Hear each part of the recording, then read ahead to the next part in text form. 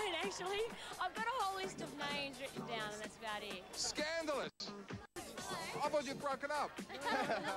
Are you the bitch from Survivor? And I'm like, no, it's just me.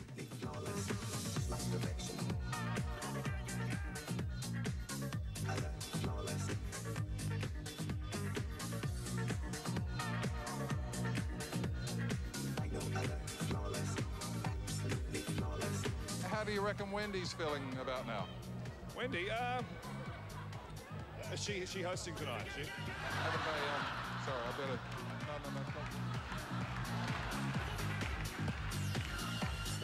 No.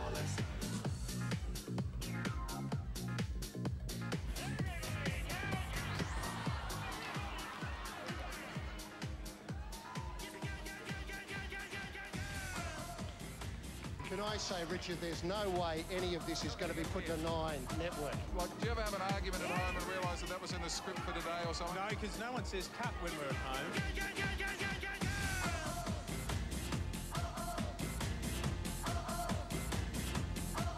you want one? I'd love one! That's the nicest thing anyone's ever said to me. You're going to get out there and do a bit of belly dancing for us tonight? That's a surprise. Nassau Ridge from Bold and Beautiful. You're the bloke in the room that every woman wants to meet tonight. Really? I better leave now. Better than the Emmys or the Golden Globes. Why do you call the show Rove Live?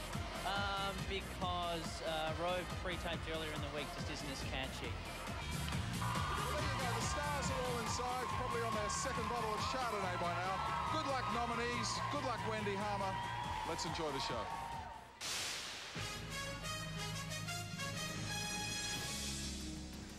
Hi, thanks for joining us tonight. An exclusive with Wendy Harmer. Wendy, you must be over the moon about hosting the Logies. I am. It's a real thrill, Mike. In fact, in some ways, it's a bit like making love. Oh, really? In what way? Well, the exciting bits are at the beginning and the end, and you can sort of doze off in the middle. And you've had to do a lot of research for this, haven't you? Well, I wanted to. It is a big night, and I wanted to put in the work, do the research. I wanted to get to know the networks up close and personal on a really intimate level. Oh, Nine. What a fantastic apartment. James and Eddie and the guys hang around here all the time. This has been the most wonderful day. I mean, your yacht, that meal must have cost promotions a fortune, and now... And now it's time. Yeah? It's time To watch the footy! Grab us a beer, will you, Harmer?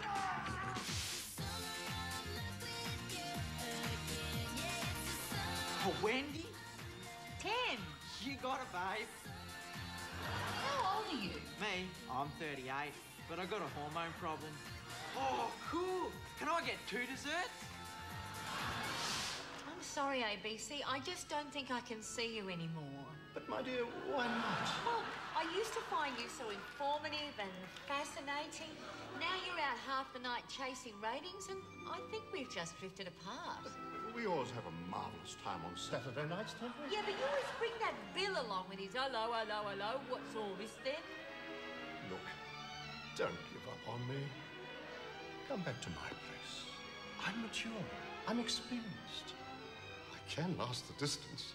Yeah, but really, ABC, who wants to do it with a pensioner for a really long time? So, how was I? Well, to be honest, Fox, I've seen it all before. Bye. Oi, that'll be $100. $100? Are you kidding? That wasn't a main event. There was barely even a basic package. Oh, no one losing money on this deal. All right, then. Sorry, SBS. What were you saying? Afghanistan isn't just one country. It's convenient for Westerners to think of it that way, but it's actually made up of several, well, tribes, if you like. E la internazionale politica fascinante? Ancora vino Cabernet del Bulgaria? Cosa ti pensi di fare a 3? Look, Seven, it really doesn't matter. But I was so close. So close. And then I just lost it. Why can't I come first?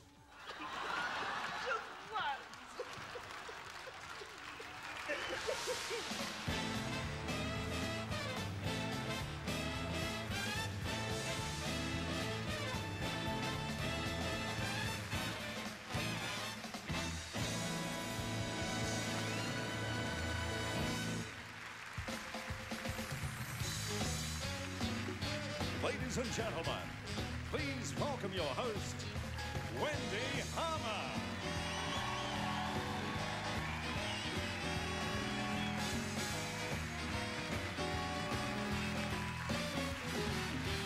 Hello, everybody. Good evening and welcome to the 44th Annual TV Week Logie Awards. And look at you.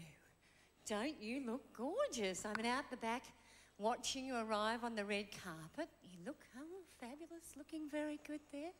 I wonder if the people at home realise just what it takes the big stars to get ready for a night like this.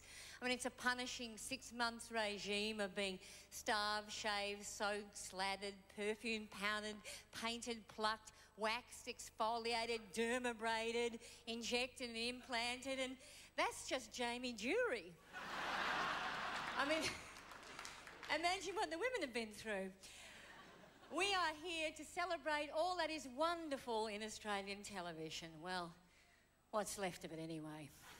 So many stars and shows have been axed recently that the industry looks like Tasmania after the wood chippers have been through. 26 programs have been axed since last year's Logies. Isn't that incredible? I mean, what do we pay these TV programmers for? Honestly, you know, a monkey with a dart could do better, you know. Actually, that's a fantastic idea for a show now I come to think of it. David Mott, I saw you write that down. Chris O'Mara, that's my idea, okay? But, you know, where do you start? So many programs have gone. There was, let's think, Kerri-Anne's Greed, then Moment of Truth, and what an extremely short moment that turned out to be. I've had Chuppa Chups that lasted longer. Burjo's catchphrase. Now, they knew they were in trouble when the catchphrase was, please clear out your desk, security will be here in 10 minutes to show you out of the building. And then Pass the Buck, that went as well. You'd think that you'd still be on air if you'd been clever enough to name yourself after the Channel 9 motto, wouldn't you really? Weakest Link, that's gone. But here's the thing, Channel 7 says that Weakest Link has not been axed, it's only resting. Sure, in the same way that the Queen Mum is only resting. Of course, TV's now relying on the reality genre to pay its way. And, well, Survivor, Australian Survivor did pretty well. But how dumb's the Australian government? I mean, they've got a bunch of people living out in the middle of the desert and desperate to get back to civilisation, but they won't let a single camera into the Woomera detention centre.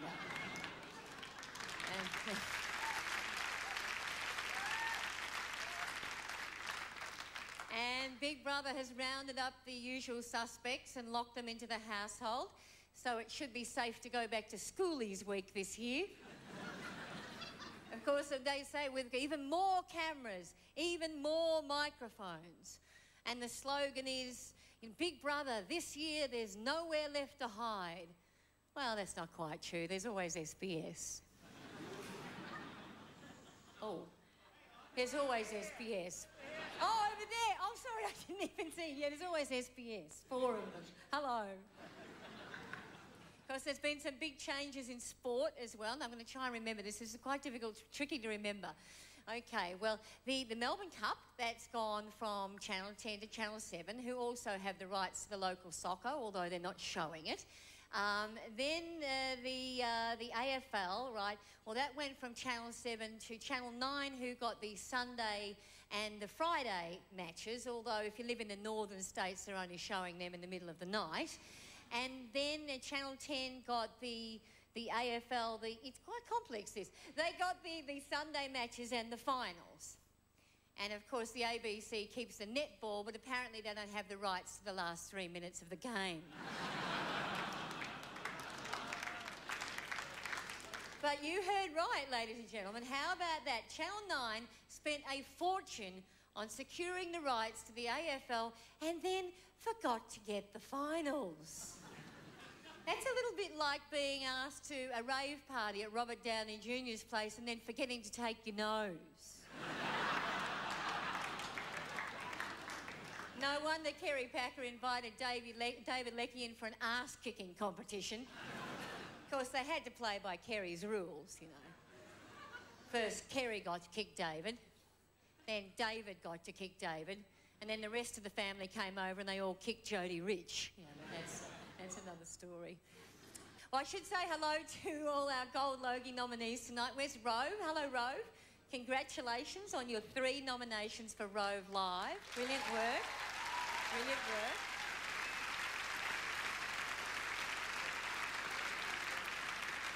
Now, don't be too worried if no one from Channel 9 management comes to congratulate you.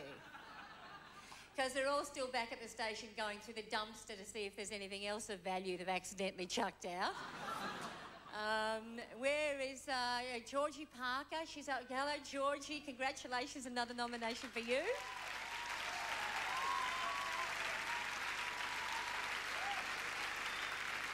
You know, Georgie has been playing a nurse for so long now and done it so well that she's actually been headhunted by a hospital in Manchester.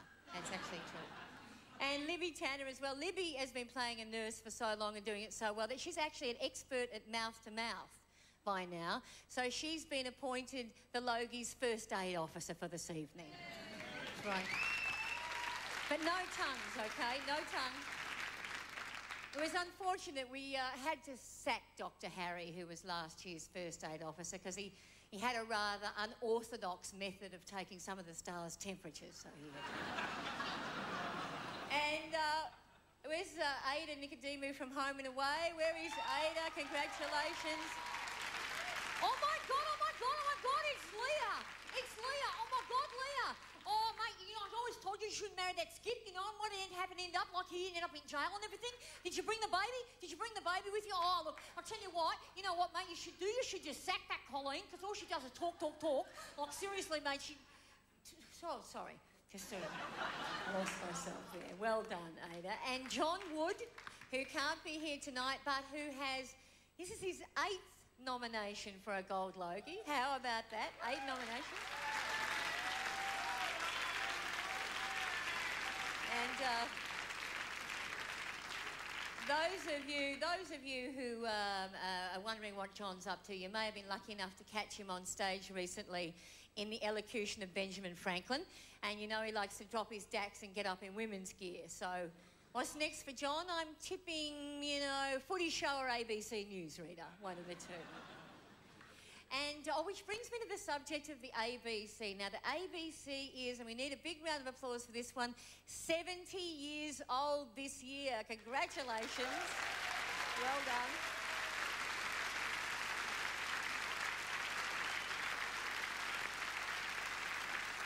And believe me, after 3 years with Jonathan Shire, you don't look a day over 90. You know, there's so little local production at the ABC these days that recently on Consuming Passions, I saw them make a sauce go lumpy on purpose just to get the extra drama points. It's pretty tough. We have a fantastic show lined up for you tonight. Local and international talent. I know you're going to have a brilliant time. Now, for those who don't win a Logie, don't worry, a bit of a tip. You've always got the chance to go downstairs into the Crown Casino and win the jackpot. And believe me, you've got a lot more chance of winning that than Tim Lane has of winning Who Wants to Be a Millionaire. So enjoy. And now to kick the evening off, I'd like to introduce to you the star of the Channel 7 forthcoming series, Martial Law, and 4-time Logie winner, which is, actually just showing off if you ask me. Please make her welcome Lisa McCune.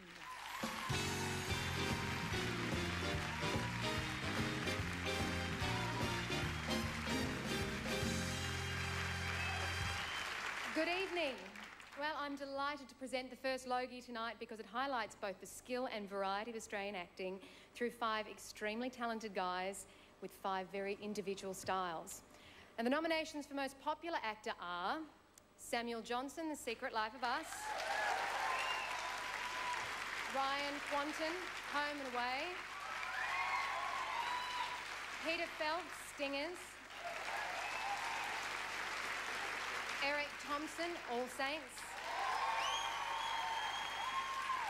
and John Wood, Blue Healers. And the Logie goes to Peter Phelps from Stingers. Accepting his first ever Logie, Peter Phelps.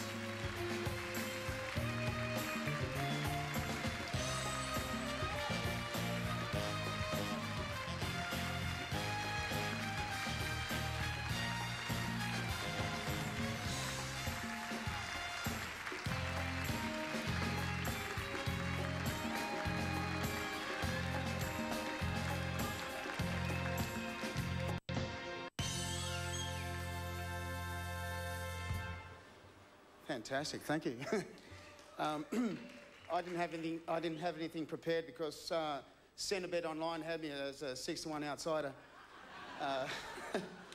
Wow, it's great. This is a testament to a show that's been going for nearly 4 years with a great crew, a great cast. On table 33 there, they took our numbers off, so it is table 33 over there. Anita Hegg, Ian Stanlake, Katie Kendall, Roxanne Wilson, thank you for making going to work a joy. Every single one of the crew that are probably watching it tonight, good on your son and daughters. we're coming back. We're coming back for a 6th. It's fantastic. I have a triumvirate of very strong blonde women in my life. My very lucky. My agent of 22 years, Barbara Lean, Gillian Bowen, and my partner in crime fighting, and love, Donna, thank you. Fantastic. I can relax now. Thank you, everyone, and the Logies is cool. Coming up on the 44th Annual TV Logie Awards, the Bootylicious Destiny's Child.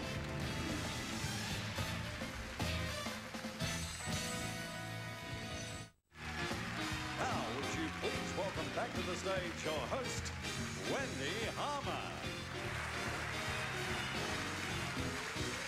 And now, the night before they open their Australian tour, to sing Bootylicious, the worldwide hit, the most successful girl band in history, Destiny's Child.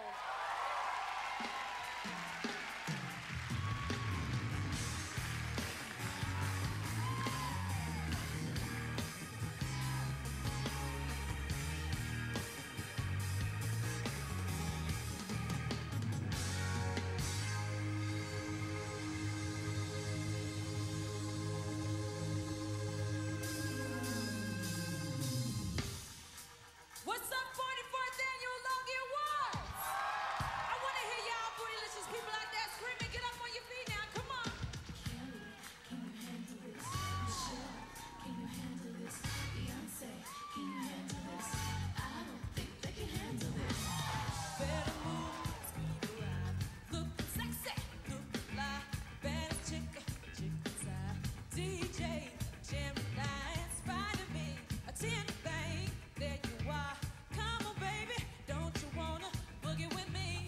Can you handle me? You gotta do much better if you're gonna dance with me tonight. You gotta work your jelly if you're gonna dance with me tonight. Listen, 'cause I don't think they're ready for that jelly for them boys. I don't think they're ready for that jelly for them boys. I don't think they're ready for that jelly. Beyonce, Michelle, and Kelly, it's time for take off. Woo! This jelly. I don't think you're ready for this jelly. I don't think you're ready for this. 'Cause my body's too bootylicious for you, baby. I don't think you're ready for this jelly. I don't think you're ready for this jelly. I don't think you're ready for this. 'Cause my body's too bootylicious for you, baby. Can you handle this? Baby, can you handle this? Baby, can you handle this? I don't think you can handle this. I'm about to break you off.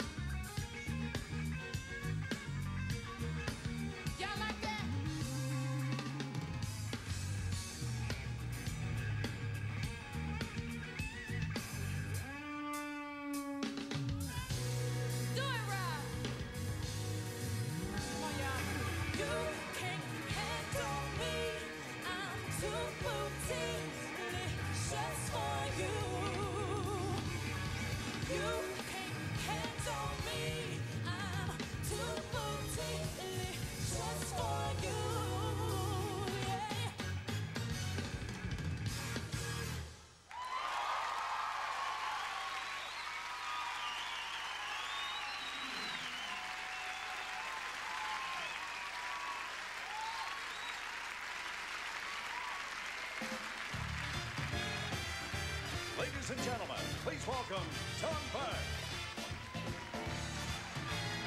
Ladies and gentlemen, Destiny's Child. I don't think it's any revelation to say to all of you people here tonight and to everybody at home, those of us who are lucky enough to work in television are the luckiest people in the world, and we do have the best jobs in the world. And with my job, I've been able to travel the world, and I've looked at television everywhere, and I can honestly say that the television standard in Australia is the best in the world. So it gives me a lot of pleasure to be looking at this category. It's a silver Logie, and these are the nominations for the most popular program. The first one is All Saints from the 7 Network.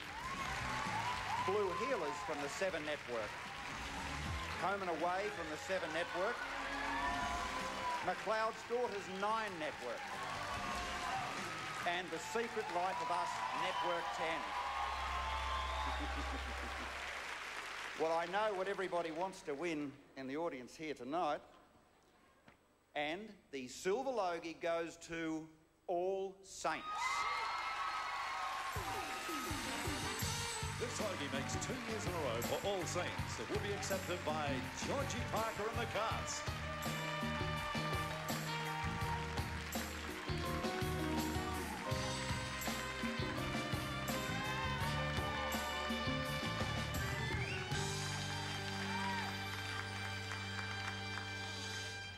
Oh, a bit nervous. I wrote something down because I suddenly thought, oh no, and I wrote it down in lipstick liner. Thank you, Janine. Oh gosh, this is so important because it involves so many people. It involves all the right people, the crew, the cast, everyone in pre and post-production. It takes so many hours to get this show on the road, and we've been working for 5 years now, and it's, what is it, 44 weeks a year? It's a lot of weeks a year. We want to thank Channel 7 for their commitment to Australian drama and for their encouragement and their...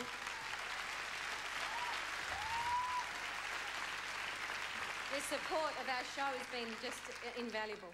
Chris O'Mara, Sarah Walker, who's the head writer of our show, she's just fantastic. Di Drew, our incredible producer. John Holmes, just a fabulous man. Sally Flynn, just a beautiful woman. Bevan Lee. Jason Volbida, our publicist. Or Jason Volbadar, as he prefers to be called. Our fantastic fans who voted for us, thank you so much. We would not be here without you. And all of our family and friends for their support, thank you so much. Up next on the TV Week Logies, the most popular new talent.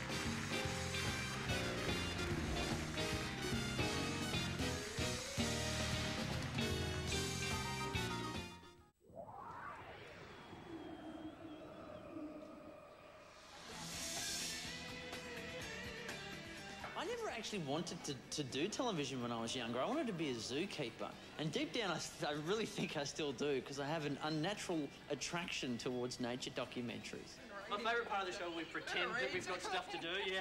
The greatest joy my work brings me is probably the ability to meet people more famous than myself. I really get it very good that way. That and probably and sorting through the millions of penis-related mail we get for our What Does every week. That's a bit of a plus. Now, I don't get it too hard myself. The rest of the behind-the-scenes stuff takes a while, but basically I just come out, open my mouth, an hour later I close it again once a week. That's, as a performer, guys, that's pretty much it. We're about to start the show. To be honest, to be nominated for the Gold Logie, I truly feel that there is nowhere to go from here but down, because this is it. I mean, you get nominated for the Gold and that's it. Whether you win it or not, hey, you're plateauing all the way down. That's where my career is probably going to end up.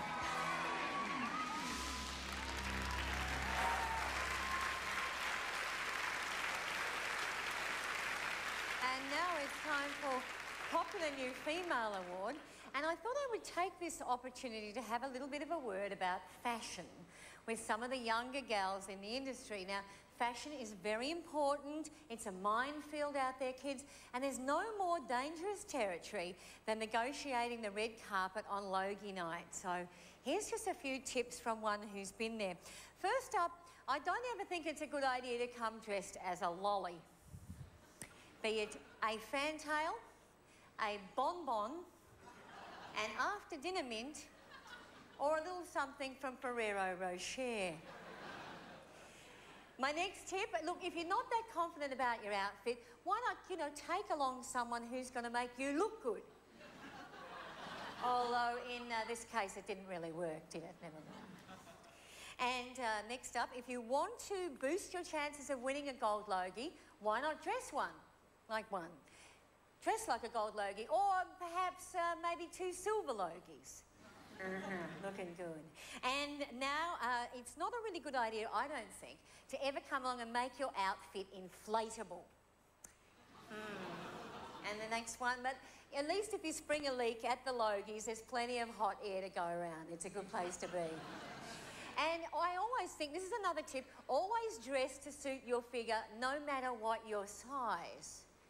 And here she is, the incredible shrinking Susie Ellerman in that outfit, that other outfit, and here she is on the red carpet at this year's Logies. Now, if you're going to be going to the Oscars, of course, you can't do better than the Kidman sisters. And here they are, and don't they look absolutely gorgeous at the Oscars? But here is them just a few years earlier at the Logies. Yeah. Before they went to Hollywood and had a style implant. It's amazing what about 400 million bucks can do for you, isn't it, girls? Absolutely. And that's about it for me for fashion. So I hope you enjoyed those few tips. And now I'd like to introduce you to Samuel Johnson. He didn't win the Logie earlier for popular actor, but he doesn't want your pity. Please welcome him back, Samuel Johnson.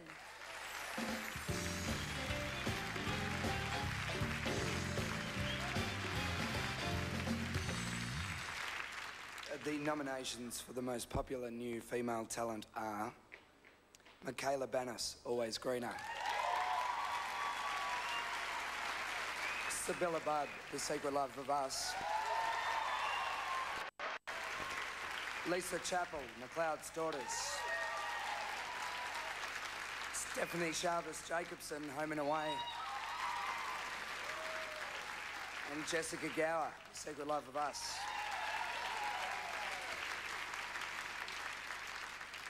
And the Logie goes to Lisa Chappell. Logie winner Lisa Chappell plays Claire McLeod in McLeod's Daughters.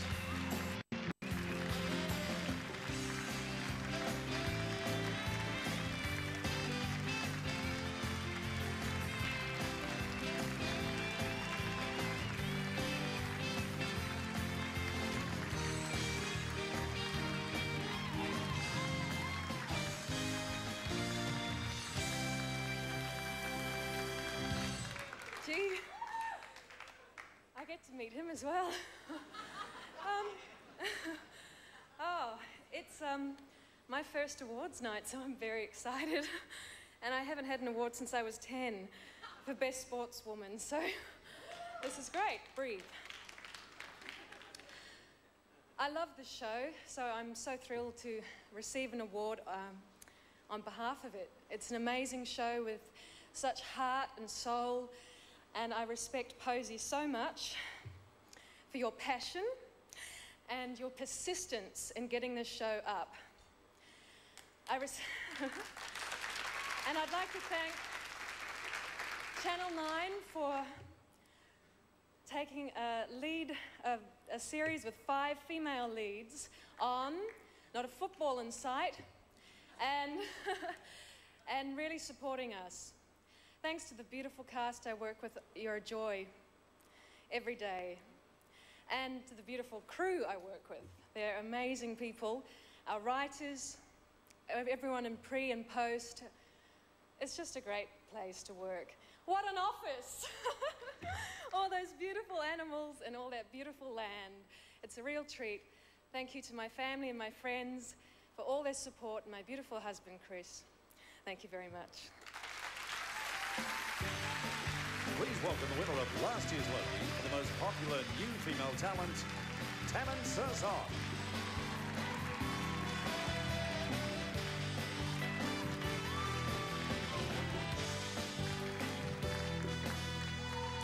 Made get to the right podium this time. Thank you. Anyway, I am honoured to present the nominations for the most popular new male talent. And they are Conrad Colby, All Saints. Ditch Davey, Blue Healers. Martin Dingle-Wall, Home and Away. Blair McDonough, Neighbours. And Danny Rocco, Home and Away. And the Logie goes to Ditch Davey. Ditch Davey plays the role of Jonesy in Blue Healers.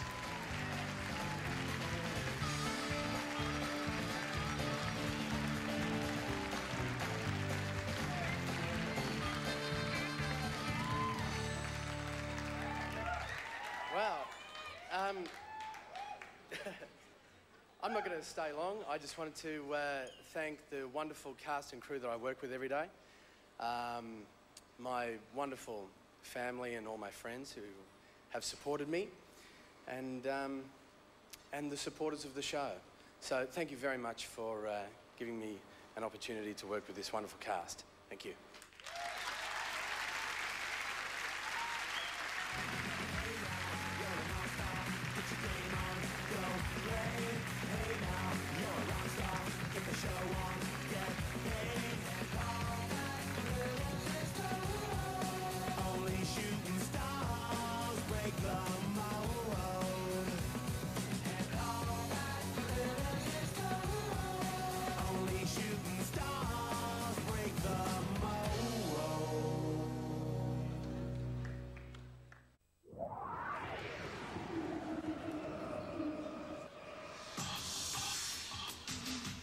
Look, I have to say that being part of All Saints it's exciting, you know.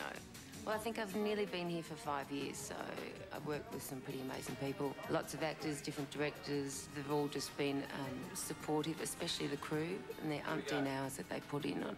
We get days off here and there, and they just have to do the hard yards, so I have to acknowledge them. They're good mates too. There's no oxygen in that, honey.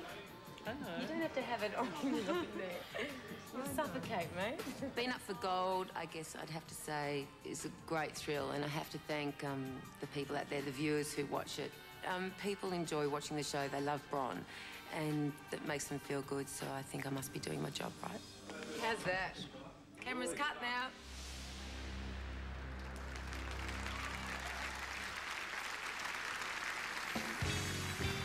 To present the Logie for the most outstanding comedy, please welcome Malcolm from Malcolm in the Middle and star of the film Big Fat Liar, Frankie Muniz.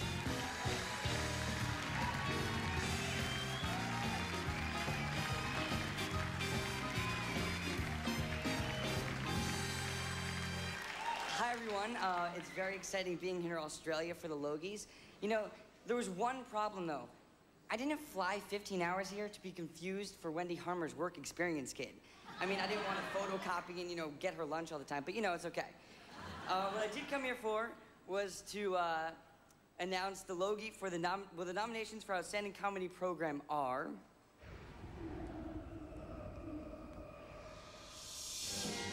Backburner, ABC TV.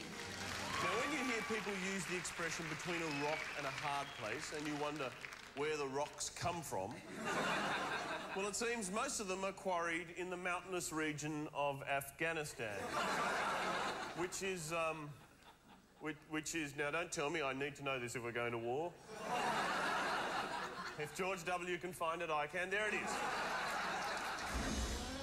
Pizza, SBS television. Do you know where the you are? Are you finished yet? Melbourne. Here because of tram fucking. When you want to turn right, you have to go to the left, and then you turn right. You understand me fucking? Go left to go right. What are you, a nut? Rove Live, Network 10.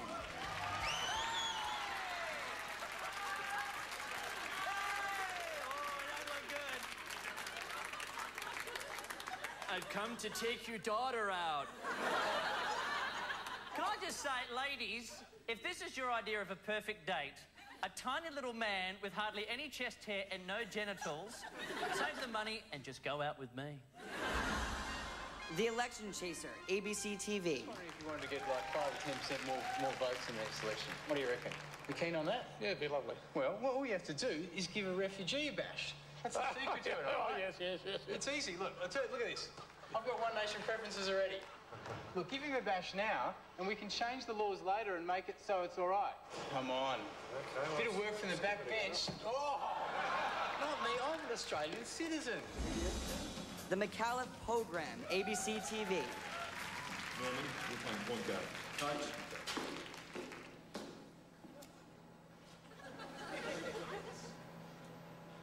I said you'll be playing centre.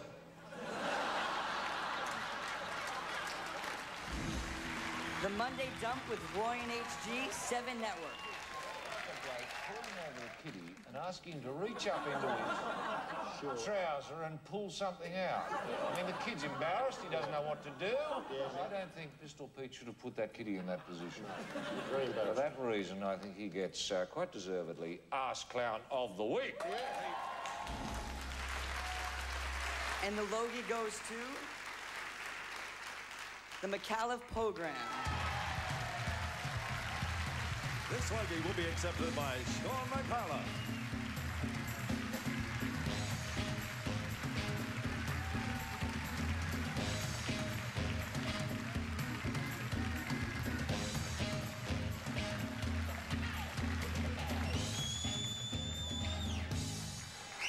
Thank you. Oh, that's the joke. Thank you very much indeed. I was hoping for the Blue Heelers theme as I came up, but sadly, no, stuck with our own. It's a great thrill to receive an award like this. Not this one, obviously, but awards like them. I should, of course, thank what remains of the ABC for their encouragement and support. They have and continue to launch and nurture many TV comedy shows in Australia. I say that for 2 reasons. First of all, it's true. And secondly, I'm negotiating with them for another series. Doesn't hurt to kiss ass occasionally. There are, I don't think I'm exaggerating here when I say there are millions of people associated with the show who I should thank, and in fact will do so now. Ted Emery, director. Garry McCaffrey, please don't, please save your applause for the middle of the names. Garry McCaffrey, writer. Our excellent cast, Francis Greenslade, Ros Hammond, Wayne Hope, Dana Reed, and Jason Geary as well. Look, I should also congratulate the other programs that were nominated in this category, and indeed anybody making a comedy show. It is difficult work. And I would have thought it impossible to look at the field and separate out one that is outstanding, but obviously it is possible.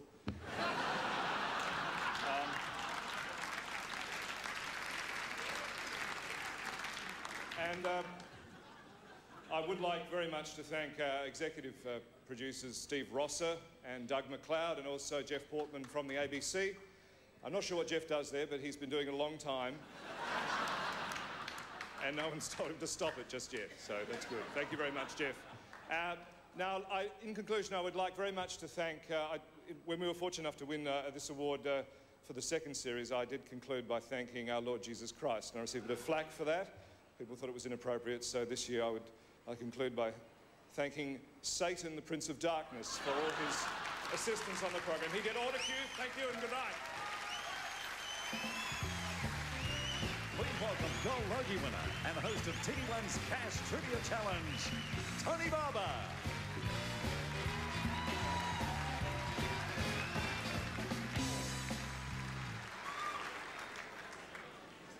Thank you. It's the first time in 17 years, actually, there's been a category for popular game shows. Last time was 1985, so it's high time they were back. Ironically, I notice here that the majority of the nominees in this category have been shafted. On the other hand, Shafted has not been nominated.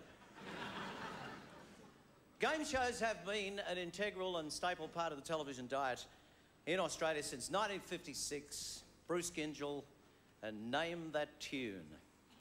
And now we take a trip back down memory lane. it could be you, Mrs. Rona Britton of Downshire Road, Elstonleigh. Nada Hovanik! Come on down! Look at these exciting prizes. It's an oil painting and a therapeutic chair. I'll take the money. I'll take the buck.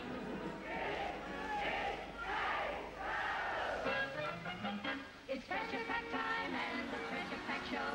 When people try to find out what you and I know, just imagine you're here in the studio with treasure pack Jack and his own style, versatile, make you smile. Treasure pack show.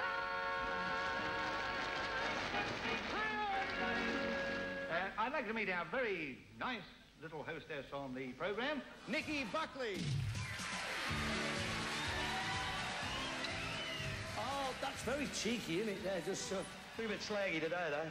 Your legs look terrible. Well, you can't have everything, Joy. You just be beautiful. That's all we need, really. Now, the rules of this game are simple. There will be 2 rounds of questions. Both players racing to reach 9 points. If you're successful in removing all 9 numbers... Certain things happen which we'll explain to you later. And now it's time to meet stars from the world of sport and entertainment. Our first single tonight's a student and disco operator. There's Mr. Jim Hannon of Darlingbird. This is Barry Jones from Clearfield, a school teacher. Hello, I'm Vivian, and I'd love to dirty dance with Patrick Swayze. Dorothy, you seem to have a good time in life, you know? Can I call you Dorothy? Yes, certainly. Oh, thank you. Good. Everybody else does. So I love to have a great time, and I like to look after my lady. What do you do for a living? Oh, an artificial inseminator. Got a boyfriend? I'm sorry. Let's get right on with the game. Back to the isolation booths, and good luck to both of you. Thank you. Now, your special subject tonight. Greek history of the 5th century BC. Barry, name the first 2 presidents of the United States of America. First 2? I can name all 34. What name starting? Hacienda. Right? Blood is thicker than what? Ooh. Which particular item of food is referred to Wallara? Biscuit. Right. Right, it's a goal. Let's have a quick recap of the scores. Anne's on -15, and Matt's on 0 points, but he's the winner.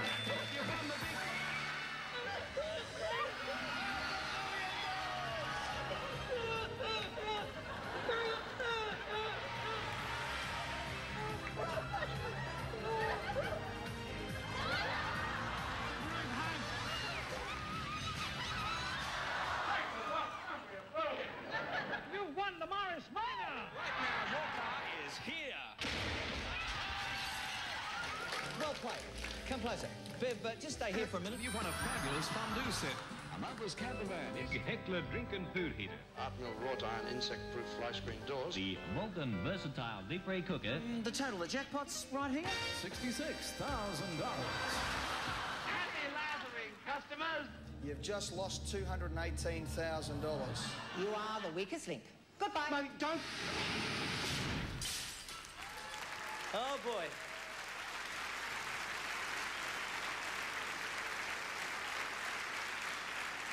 Great memories. Come back next week and we'll go for the car. The nominations for the current batch, the most popular game show, are Burjo's Catchphrase, 9 Network. Sale of the Century, 9 Network. The Weakest Link, 7 Network. Wheel of Fortune, 7 Network. And Who Wants to Be a Millionaire, 9 Network.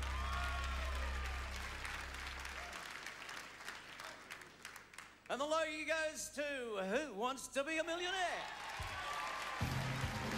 This Logie will be accepted by the host of Who Wants to Be a Millionaire, Eddie McGuire.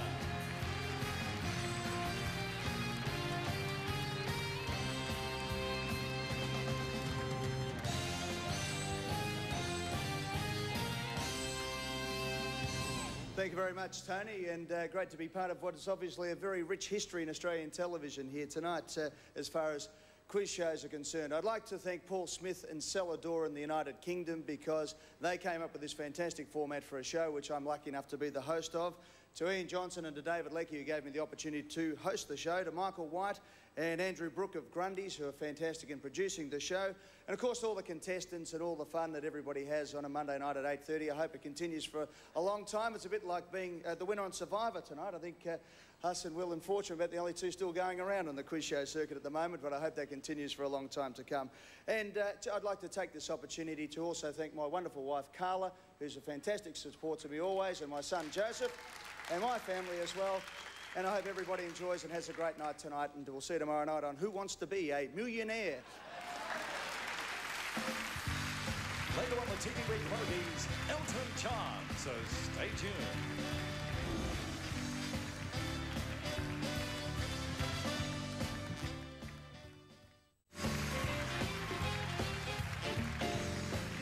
Ladies and gentlemen, please welcome two stars of ABC's Changi, Matthew Newton and Charles Buntingwell.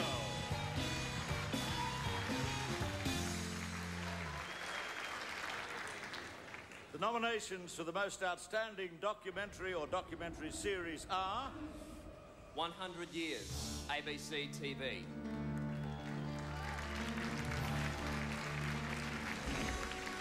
Australians at War, ABC TV.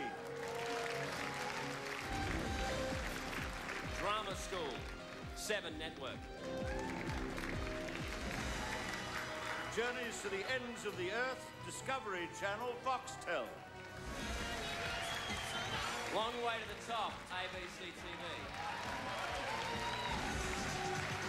The Ties That Bind, the History Channel, Foxtel. And the Logie goes to Australians at War.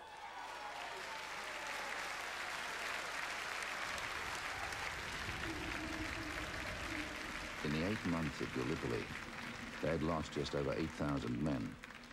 In that terrible first night in France, 5,533 Australians were killed or wounded. My division, 5,560 people in one night. My division, one bloody night, not a month or a year. 5,560 odd.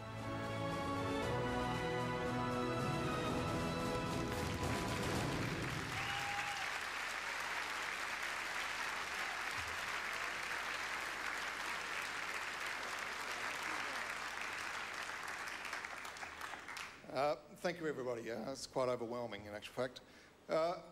If history is the foundation to our identity, then in order to know ourselves, we need to acquaint ourselves with our past.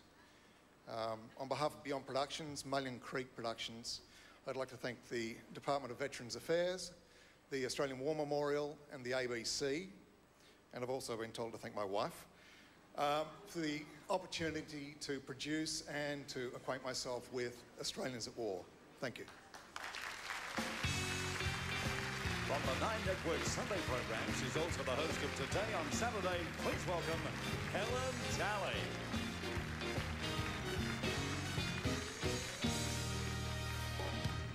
Good evening. I'm here to present the Logie for the most outstanding news reporter. Now, as everyone knows, last year was a shocking year for news, but in one sense it was a great year to be a news reporter. All 5 nominees in this category always kept a sense of proportion and a sense of calm, no matter what the circumstances.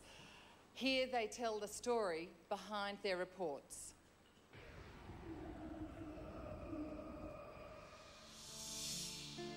When the first plane hit the World Trade Center, I was the only Australian television network news reporter in Manhattan.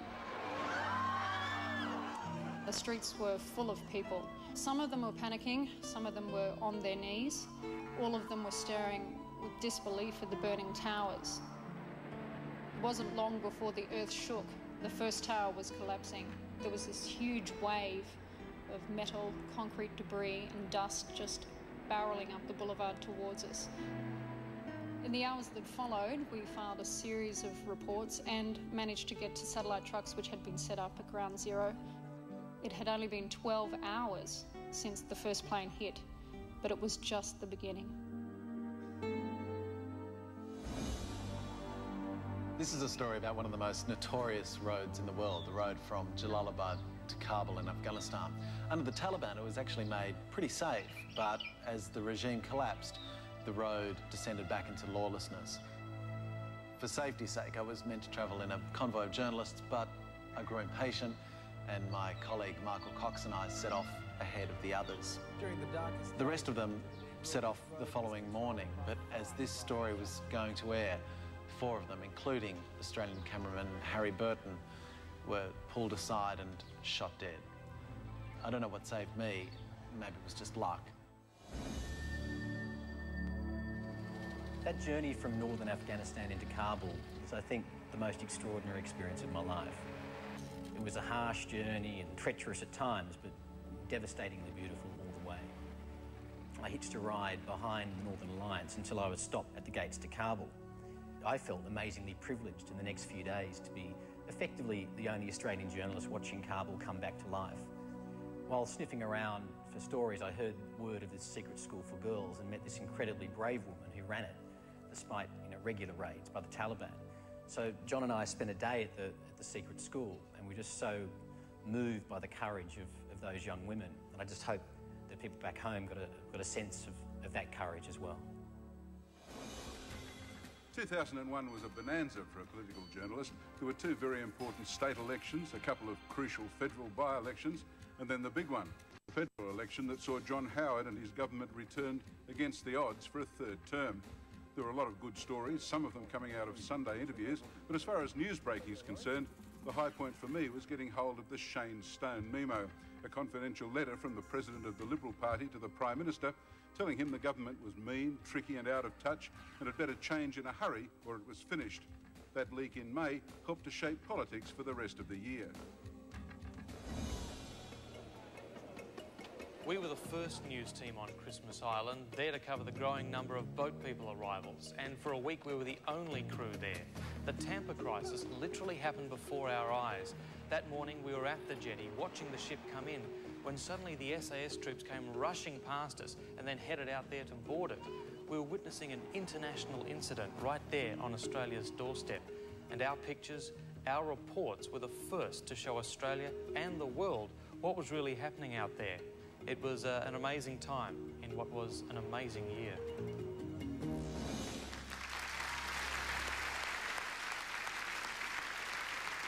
All fantastic work.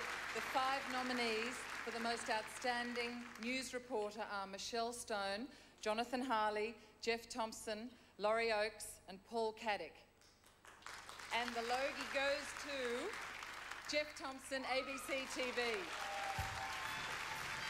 This is Jeff Thompson's first Logie win.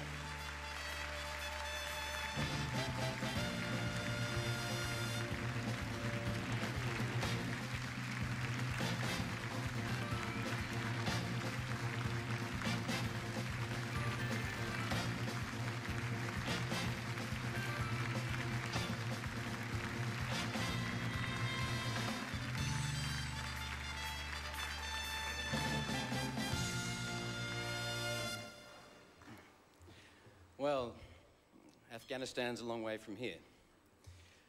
I want to thank, I suppose, first of all, the colleagues I had in the field. Most of all, Jonathan Harley, who really drove that coverage through that period. And I think we know, Jonathan, in many ways, you deserve this more than I do.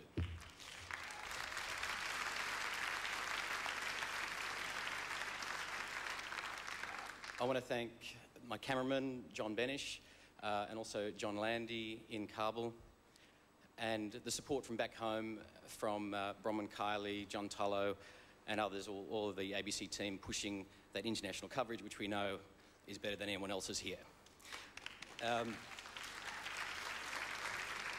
also want to thank Harry Burton, the Reuters cameraman, who, not just for his tragically short stint in Afghanistan, but for the work he's done over the last 3 years across Southeast Asia, work which has benefited every news organisation here. I know he'd think this is all a bit silly, but wherever he is now, I'm sure he's trying to get the first pictures out. And mate, if you manage that, you might even get a run on the commercial networks. Thank you.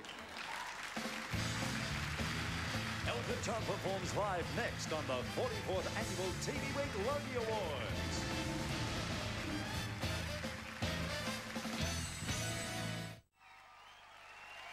Performing his new single, Original Sin, please welcome Elton John.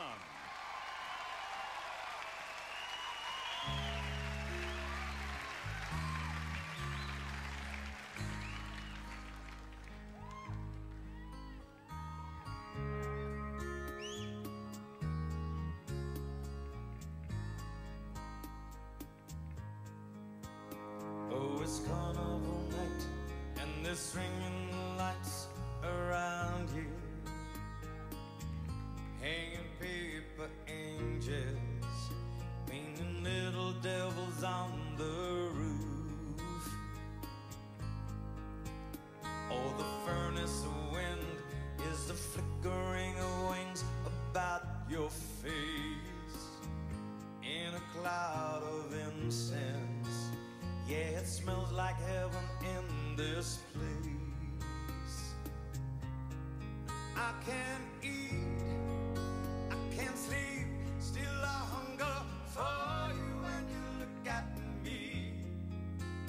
That face, those eyes, all the simple pleasures deep inside. Tell me how you know now the ways and means of getting in underneath my skin. Oh, you are always my original sin. And tell me why I shut inside every time we begin this dangerous game. Oh, you are always my original sin.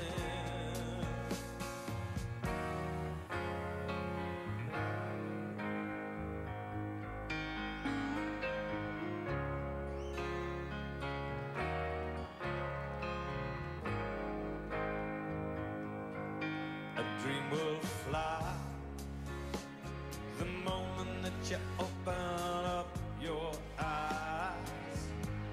A dream is just a riddle, goes from every corner of your life.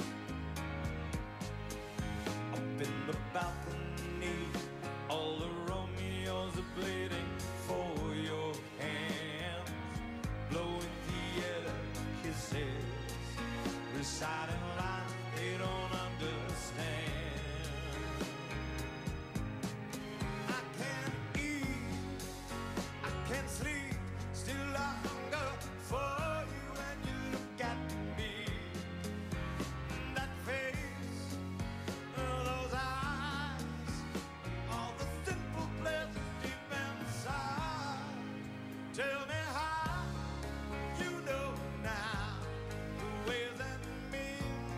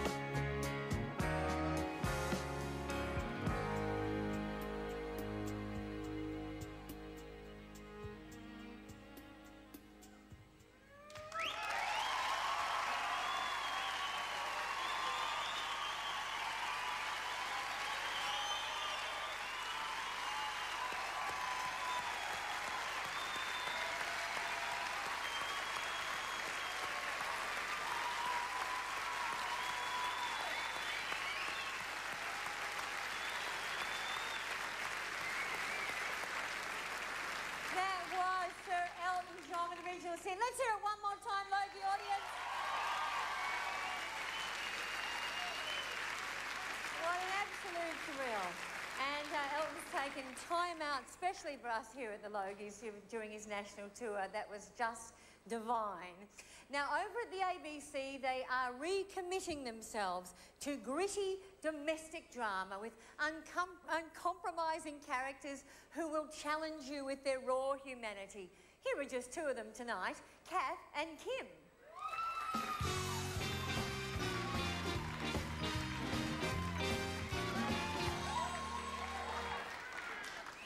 Hello, peoples. My name's Kath Day, and this is my daughter Kim. Hi. And we're here tonight to honour you with our presence, to present for you the most outstanding Logie for the most popular lifestyle program. Mum, I've just seen Richie from Secret Life of Us. Richie, I'm a hornbag. I can turn you back.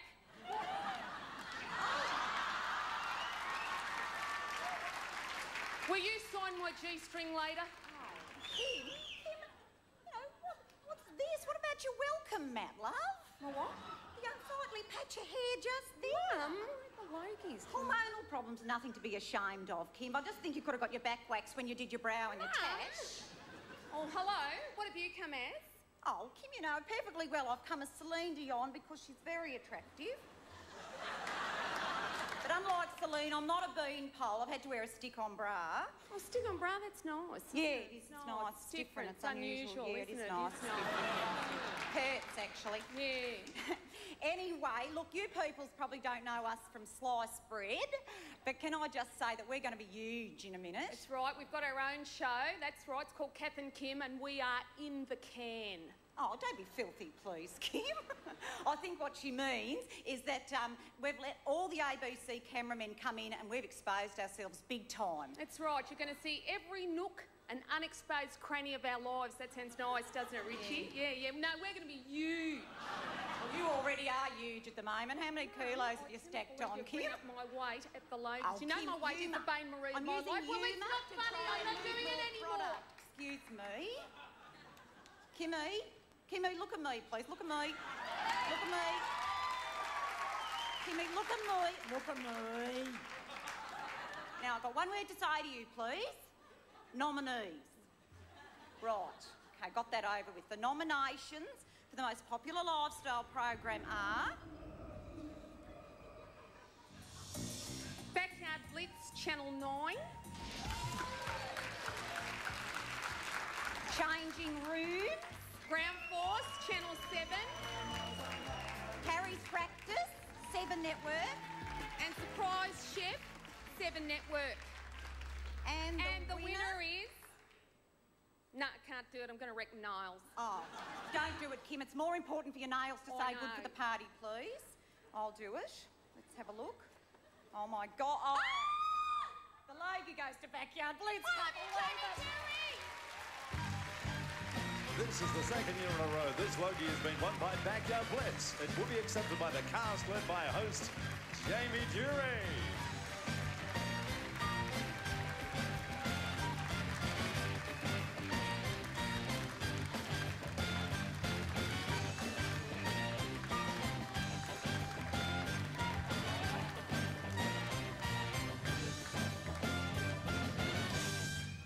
Oh, wow.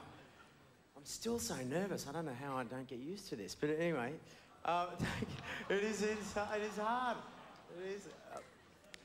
There are so many people to thank and a couple of people that we missed out. And so I do need to go through those guys. I'm sorry to drag you all through it. Rob Beck on sound, Peter Vidulich, camera, Steve McCann, editor. I forgot to thank you last year, mate. Sorry, you are a legend. Thank you for your hours in the editing booth. You make us look fantastic. All the guys in Z-Space, thank you.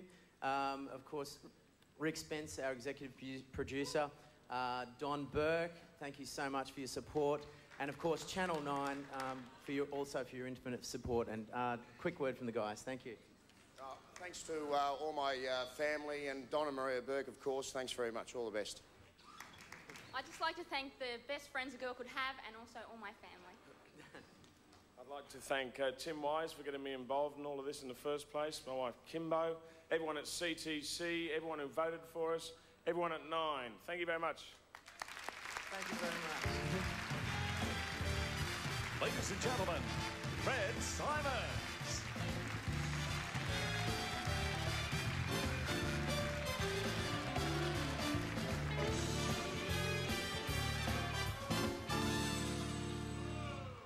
Well, you never know, do you? I mean, one of the awkward things about television is you never know when you're going to disappear down a big black hole in the middle of the stage.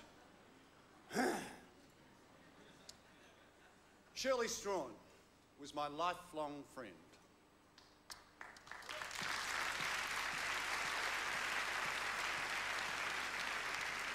He came round to my house about a year ago, and my wife and I had plans drawn up for a renovation of the house, which involved lifting the roof of the living room, putting in some windows and some air, some light, and clearly marked on the architect's plans, it said, void.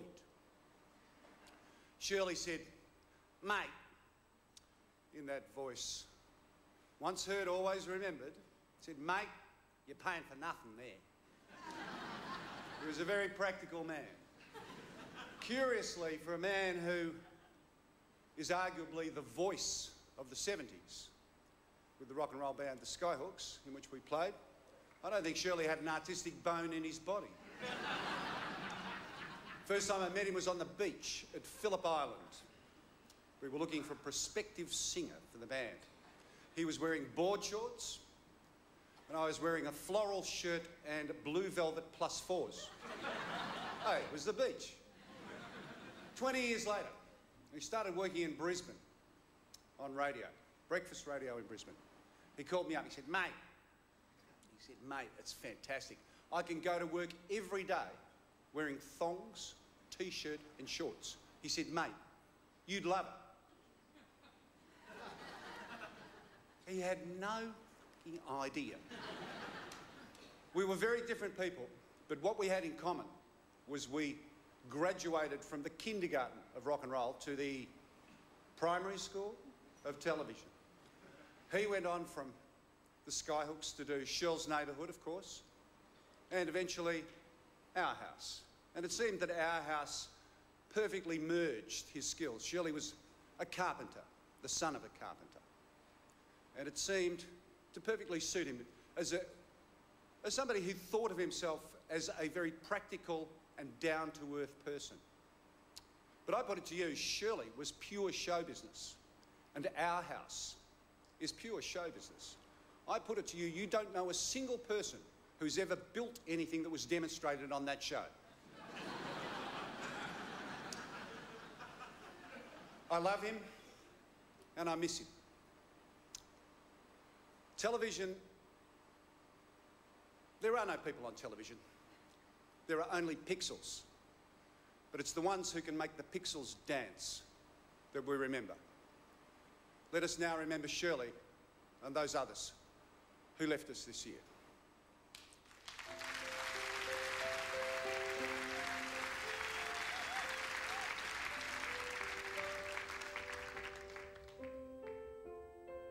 The first show will be a killer dilly, you know, like, we'll either make it or break it for you, mate, you know.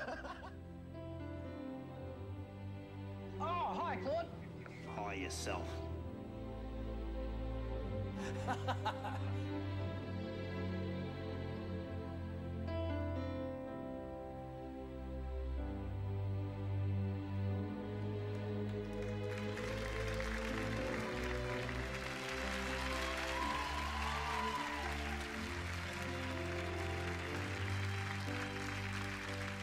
That's my cottage loaf. I've put it in a mini pack.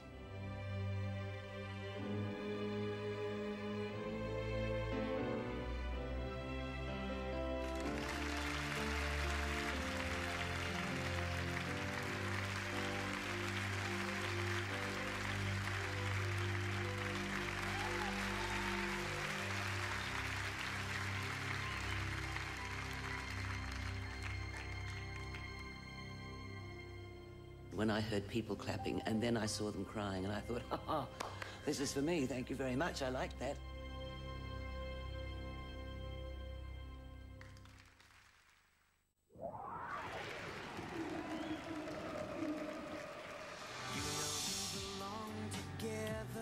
think what I love about what I do is that I get up every morning and I love coming into work. I work with the best crew, the best cast. Like, I just laugh all day. I'm very fortunate to be an actor. I'm very fortunate to do what I do and love it.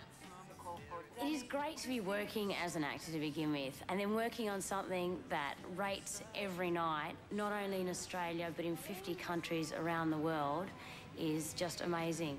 Being nominated the first time was such a surreal experience. Being nominated for the second time is such an honour, but also the fact that people recognise it and they must appreciate it. Thank you to everyone out there. I love it. I'm going to enjoy it this year. I'm having a ball.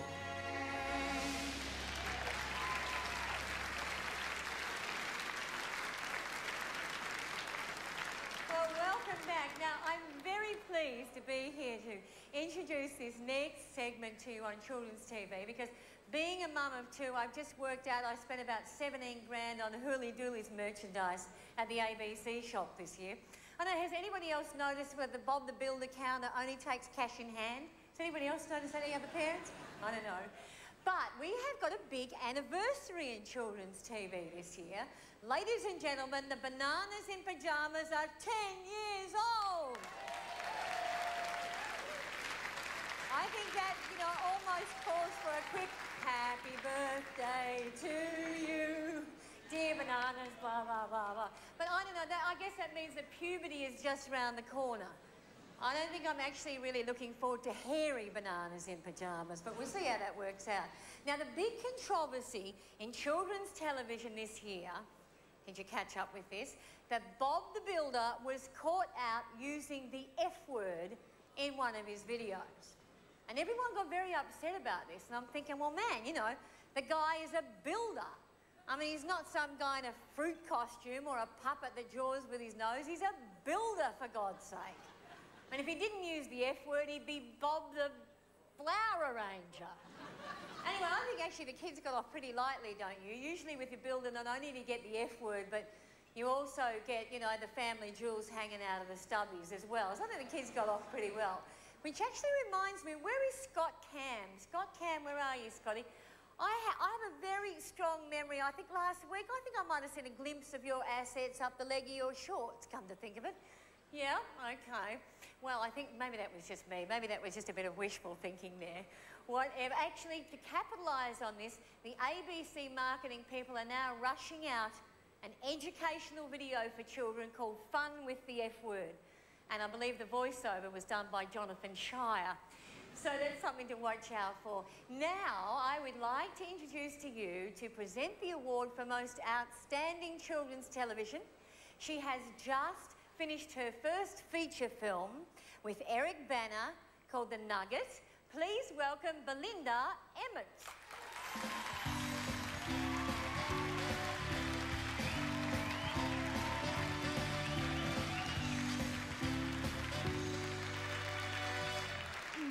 Thank you.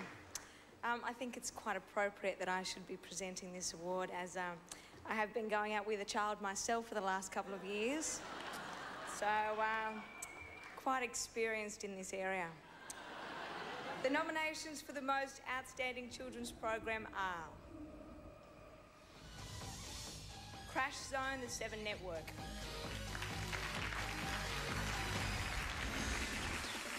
Cybergirl, Network 10. High Five, the 9 Network. Round the Twist, ABC TV. Southern Cross, the 9 Network.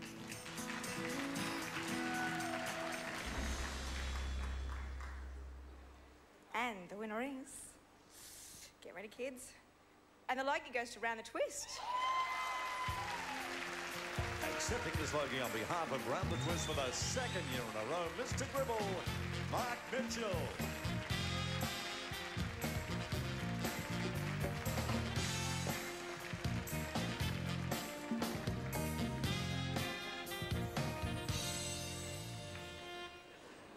Well, to quote from Yogi Berra, with thanks to Sunday this morning, it seems like deja vu all over again.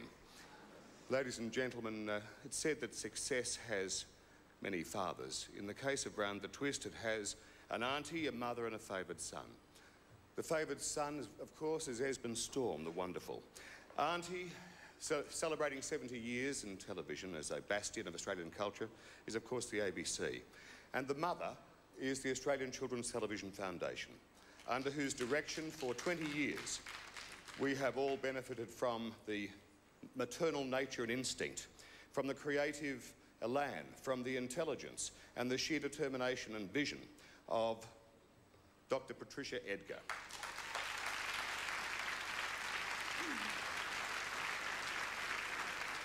Thank you, Mark. Mark has played multiple villains for the Children's Television Foundation. In Lift Off, Genie, and not the least, Mr. Gribble in Round the Twist. And this father of five has done great things for children's television.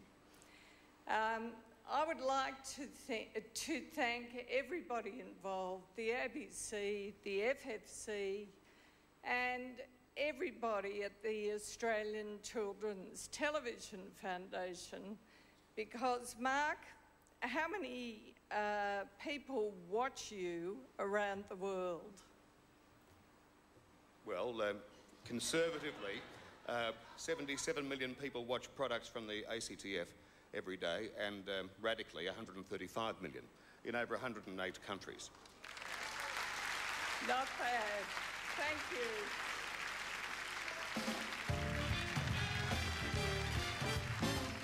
And now to present the Logie for the most popular reality program, please welcome Quentin from 7's Australian Temptation Island and Craig from 9's Australian Survivor.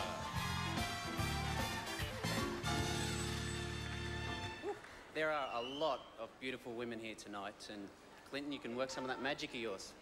Because you and I, we've done the reality show thing. We've lived the reality of reality. Now, well, we're back in real reality. But mate, this is unreal. Ladies and gentlemen, the nominations for the most popular reality program are Big Brother, Network 10. I thought I'd go today. So I prepared myself to leave, and I don't have to leave. Todd was one of my votes, and I feel bad. Gotta go. Guess who's coming to dinner? 9 Network. It is him.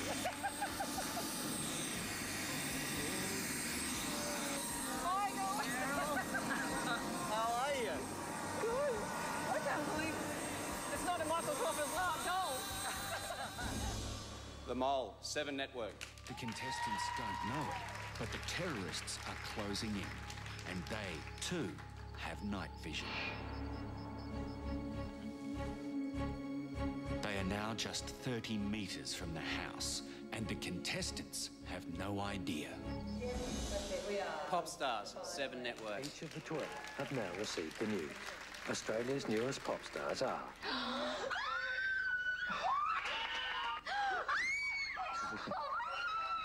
Guys, I hate the rain on the parade, but I just don't think this is quite right.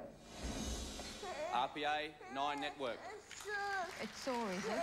It'll go away in a little while. In a few more minutes, it'll go right away. The doctor's given you something. You're such a good boy. You're such a good, brave boy. It's okay, mate. It's okay. And the Logie goes to Big Brother. Gretel Killeen joins us from the Big Brother house.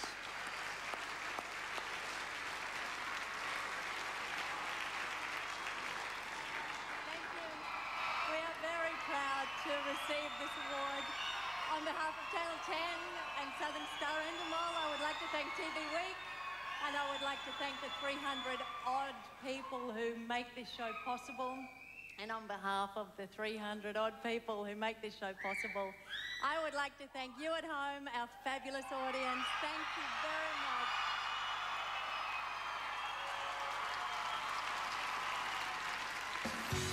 Please welcome the host of Who Wants to Be a Millionaire and the Footy Show, Eddie McGuire.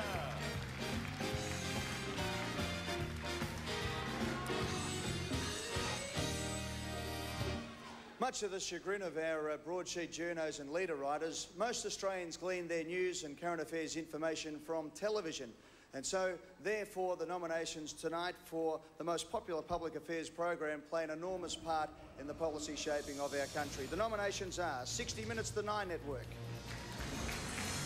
A Current Affair, the Nine Network; Australian Story, ABC TV; Today, the Nine Network; and Today Tonight, the Seven Network. The winner of the most popular public affairs program, Today Tonight. Accepting this Logie, the host of Today Tonight for Sydney and Melbourne, Naomi Robson.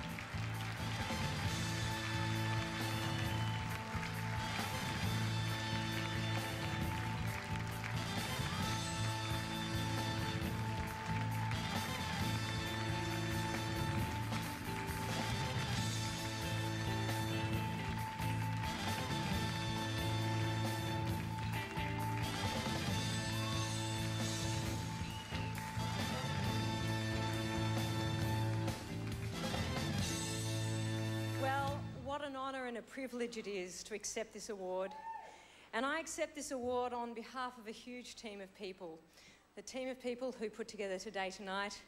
I should thank also our co-hosts from our other cities, and that's Monica Koss, Lee McCluskey and Michelle Reekin.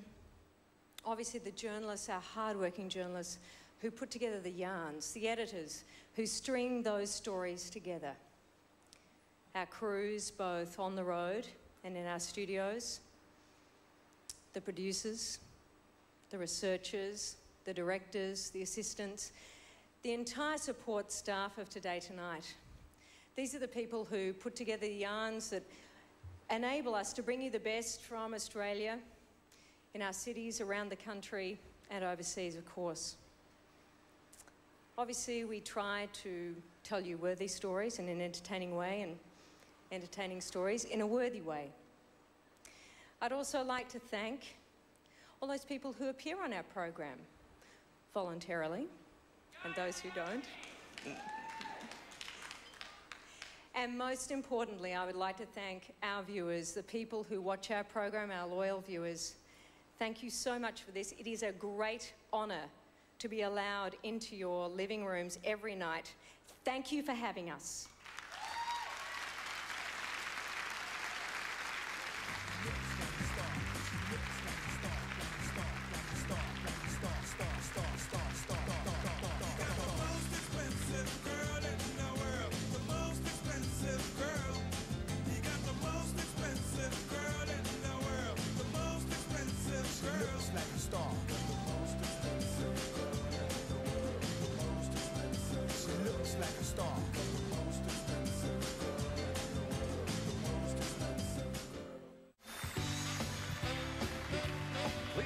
Six-time Logie winner and Sky News presenter, Terry Willesee.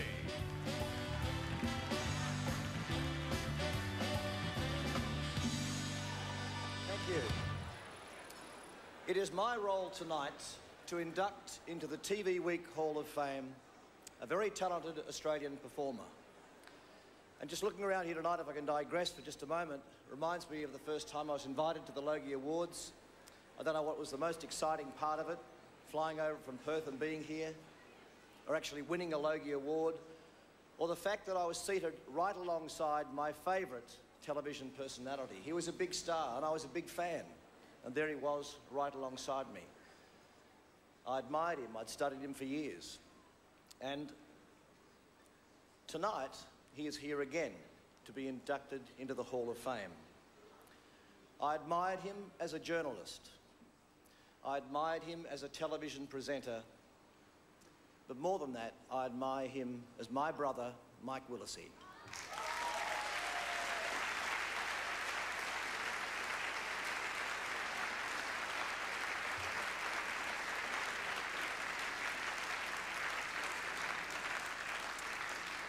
Now, Mike has been up here many times.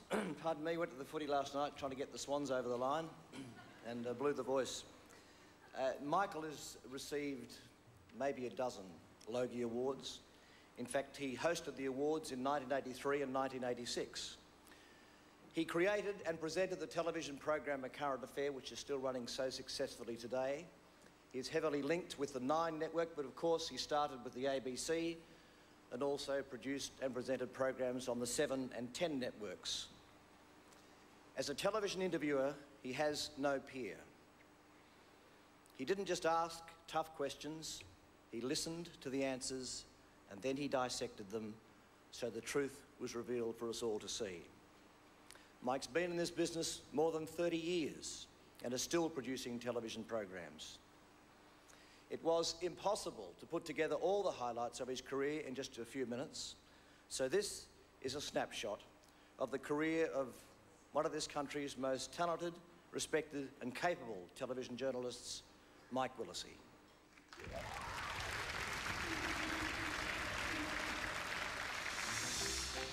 Mike first appeared on television when he was a 24-year-old newspaper reporter in 1967. Eric, the background is a political news sheet called Inside Canberra. Hey? 2 months later, and Mike was working for TDT. Away? Psst, Mike, you're on. Over here. Well, in many respects, youth in Canberra presents a bigger problem. From the very beginning of his career, Mike was determined to make a difference, to present the stories the public was entitled to hear. In 1971, with his own production company, he launched A Current Affair. There'd been nothing like it before on commercial television. He set the agenda for those who followed. Welcome to A Current Affair. Some days a diamond. When you have a low popularity rating, the coalition has split under your leadership. You have a resignation and 2 sackings from your front bench in recent times, and your position's never been better? It has never been better. Tell me about the bad days. Always pushing the boundaries. To Mike, no one is above being accountable, especially publicly elected politicians. But as an honest, direct man, yes, can you tell me that you don't play the game that the others do and move the boundaries to suit yourself? Well, it's not. I don't make the boundaries. I don't set up the boundaries. We appoint men who do that. Not much of an answer, is it, really? Well, I hope we're not going to go around the mulberry bush as you used to. When you were dismissed, what did you do immediately? Prepared for the campaign. Did you go to the lodge and have lunch? Yes. You could have been fighting with your parliamentary colleagues. On an empty stomach? There was one interview which really took the cake and changed the course of a federal election. If I buy a birthday cake and GST is in place, do I pay more or less? Well, it will depend whether cakes today in that shop are subject to sales tax or they're not. Then, of course, you wouldn't pay, it would be exempt. There would be no GST on it under our system. If it was one with a sales tax today, it would attract. Leonard, could I talk with the children? Throughout his career, controversy has never been too far away. Did you see anybody get killed? No. Do you know that Leonard and Robbie have killed some people? No. Unconsciously, you don't know why you said because they're 2 black slaves doing it. You really believe that? I know I believe it. That's the truth. I said 2 men fighting. Well, whatever I'm saying, 2 black men is what you really mean. I beg your pardon. I said your godlike figure is happy to be a pimp. I beg your pardon. Well, is he a pimp or is he not? You know, you're a worthless man. Well, my job is to ask questions, and I'm not getting too many answers. Well, my job is to talk about the work I've done, not my private life. I think that, you know, if this is your idea of the interview, it's not mine.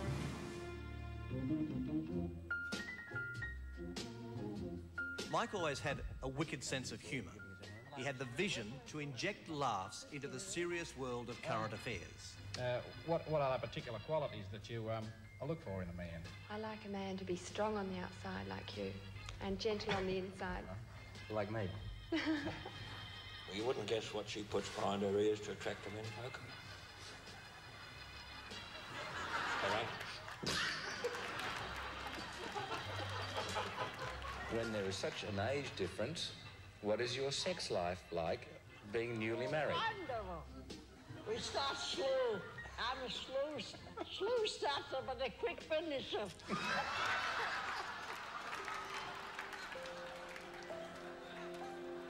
It's away from the studio grind that Mike throws himself into his true passion, the documentary. Come on, Michael, come on. Come on. With David's urging, I changed my mind. I just kept saying to myself, they know what they're doing. And David's mood really was infectious. With his docos, Mike continued to chart a new territory on Australian television. For the first time, we met the people behind the news. Would you have been violent? Possibly. Because it's the only thing that those people understand. This may well be the most fragile boy in the world. He was born with broken bones, and they haven't stopped breaking.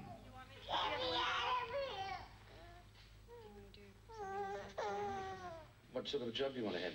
I don't know. Work on television? Maybe.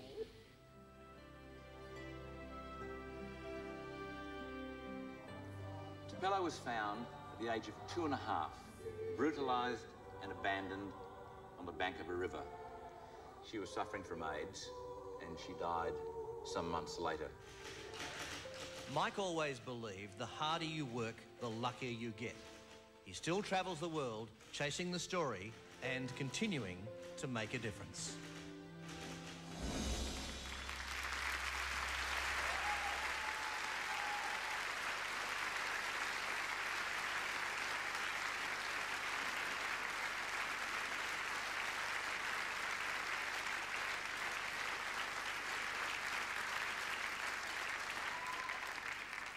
Now you know why we're so proud of him. It was and is an amazing career, but Michael, there are a couple of people who couldn't be here tonight who wanted to offer you their congratulations. Good evening, everyone. When I was all about 9 years of age and being the brash youngster that I was, I once claimed to Mike that I could do his job better than he could. The next day, he presented me with this. This is Mike's very first TV Week Logie Award, presented to him in 1976 for being Best Television Interviewer. He told me that it was on loan until I one day got my own. And now that I'm making my own TV productions, I'm trying to get it. So Mike, you will get yours back one day. My memory goes back further to June 1953, my first year in the Parliament. And I'd gone over to Perth for my first visit there, and your father, Don, who was about my age, he took me and you and Terry down to Bunbury. Of course, you were kicking the football, Australian rules football, all over the beach. I can see the origin of the good-looking, well-spoken, quick-witted, light-hearted doyen of the television interview profession that you are today.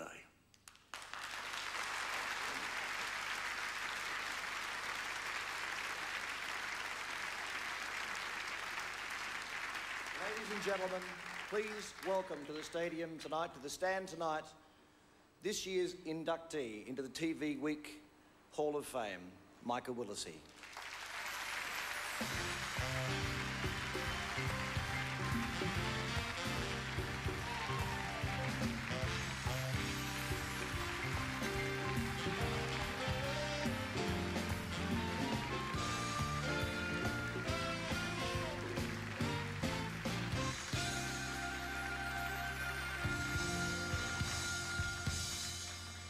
Thanks, mate. This is great, but I always thought that if any member of the family was ever recognised, it would be you being the older brother. After all the, weren't you listening? All the nice things I said to you, but I'm not going to tear my hair out over it. Thanks, brother. I'd also like to thank Gough and Quentin for taking the time to make those nice statements. And for those of you who are too young to remember, Gough was the taller one. I really am very happy to be inducted into the Hall of Fame and to take my place alongside talent that I've looked up to for so long. And quite simply, it's just great to have your work recognised. I'd like to thank TV Week. I'd like to thank Channel 9, not just for tonight, but for the many opportunities they've given me over the decades. I'd also like to thank the ABC for giving me a wonderful start, and I'd like to thank Channel 7. Winning this place in the Hall of Fame gives me a unique opportunity to thank those who've supported and loved me through the good times and the bad times. My wise and loving mum and dad, who I love so much and to whom I owe so much. My 3 brothers and 2 sisters, and with great joy, my children, Katie, Michael, Lucy, Amy, Joe, and Nelson. They've given me great love, great support, too much criticism, and they're my best friends. My life would be very different without them. At the industry level, I would like to thank mostly the late Clyde Packer, who in many ways put his own career on the line in giving me my opportunity to start a current affair with Channel 9 more than 30 years ago. I'd like to thank Kerry Packer, who's given me many opportunities, and also Ted Thomas, who gave me great motivational leadership at Channel 7. At the work level, it's very hard after making several thousand programs to start picking out some of the great talent and some of the great mates that I worked with over those years. But I must pick out Phil Davis as the hardest working, most persistent producer.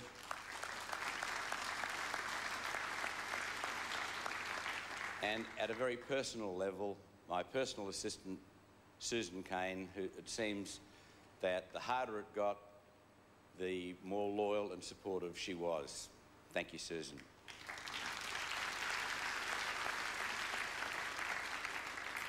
Really is great to get this. You know, I often wondered what happened when you did actually complete your apprenticeship in this industry.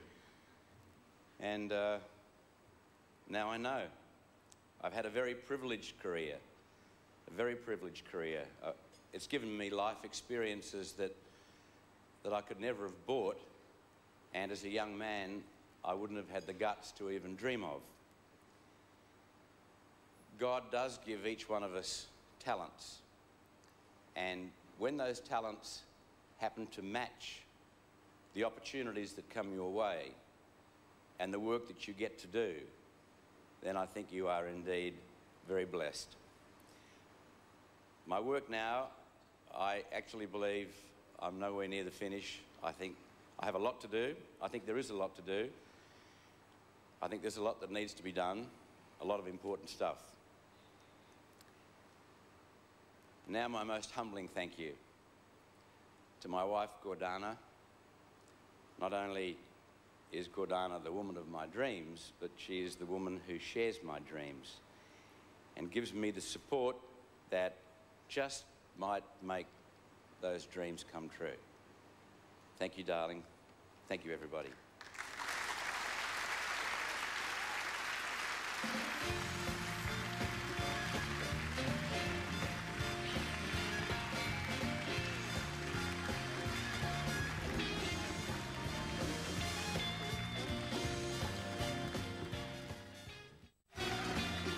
The Logie for the most popular sports program, would you please welcome the 9 Network's Nicole Stevenson and Network 10's Stephen Quartermain.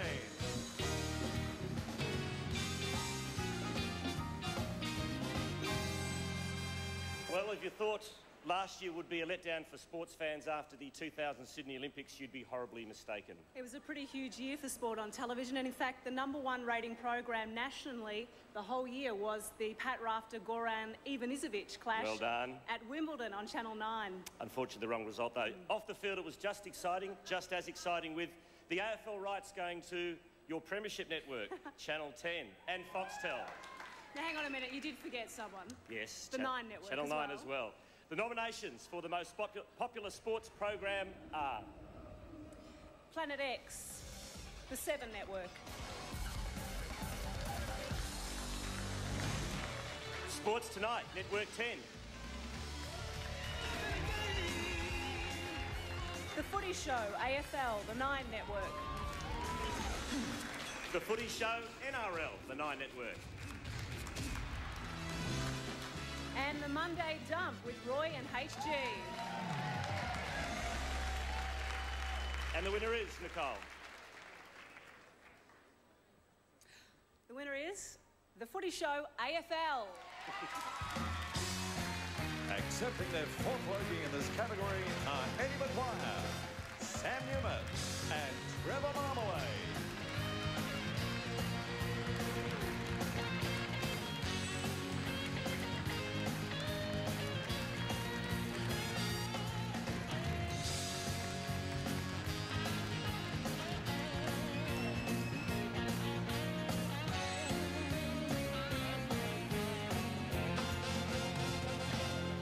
Thank you very much.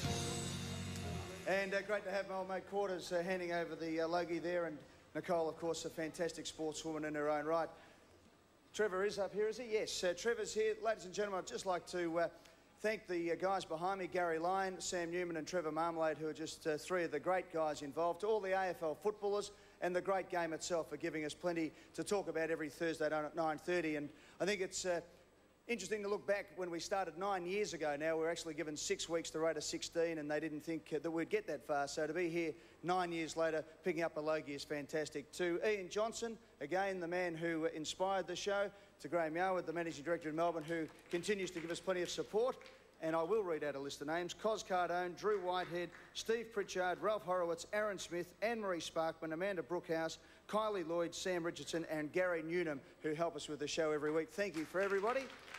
And just in wrapping up, because the boys have pushed me forward as usual, Trev, who just delivers every week, Garry, of course, who hosts the Sunday show as well, but to a bloke who gets maligned left, right and centre, is the butt of everybody's joke, but is the most generous performer in, I reckon, the history of TV, to be perfectly frank, because he does put his body on the line for us every week and is the star of the Footy Show. Please thank Sam Newman.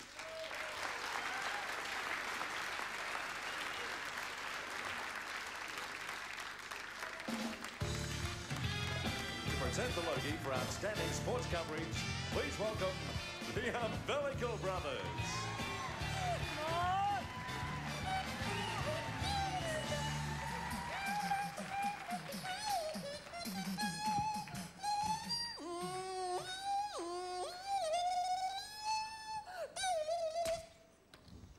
Evening, everyone. Hi. I hope you're still awake, and you know, because we. Yeah, come on, we've just come back from America. We have it on very good authority that Logies rock. Yeah. Okay, my name is Shane. And I'm David, and we are here to present to you not one, not two, but 3 Logies for you this evening. They can cut out that bit about the Logies rocking, because it's really embarrassing. No, they can't. It's not a pre-record. It's live. It's not live? Yes, it's live.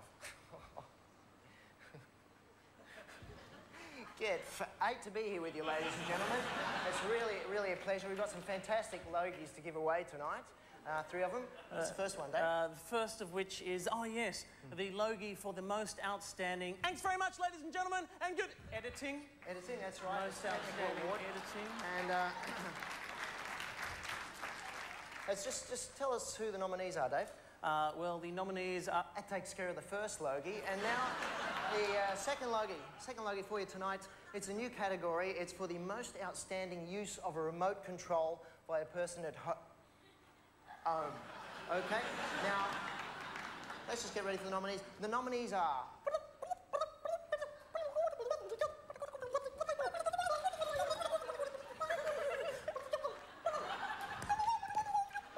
Congratulations to the winner there. Well done. Good on you, mate. And, we come to the final Logie that we'll be presenting tonight. And that is the Logie for the most outstanding sports coverage. Boo. Okay, boo, yeah. Okay, and the nominees are.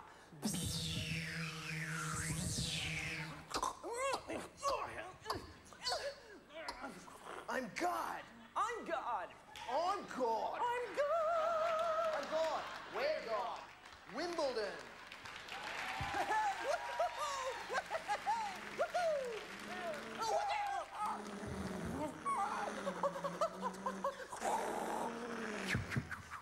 Oh, my lightsaber's melting. V8 Supercar 1000. That will turn.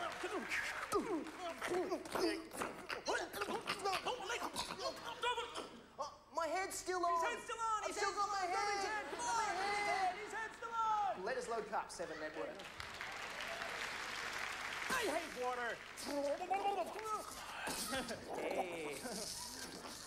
Man and his duck. Duckman! Get out of the water. FINA World Swimming Championships, 9 Network. Okay, I think I've got a really good car. Just need some help with the tyres. Yeah, thanks so much. That should be fine. I'm okay. I'm okay. What the hell is that? What is that, a monkey? Honda Indy 300, Network 10.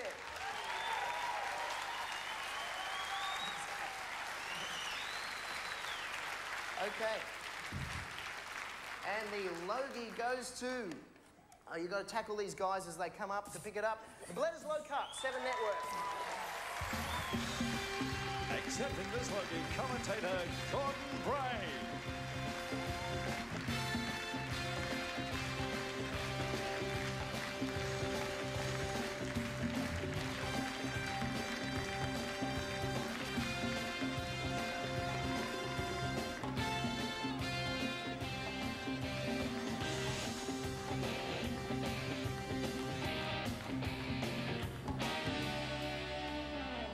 I think this is the first ever Logie for rugby union, and I know there are a lot of rugby union fans in the audience tonight, including Roy and HG. But it was a very emotional match, that Bledisloe Cup game, because it was the final test match for a great Australian sportsman, John Eales. And the Wallabies got up in the last second of play, and John's mother was in the stand, and she was clutching the rosary beads, along with her son, of John's late grandmother and also his late sister, and it worked.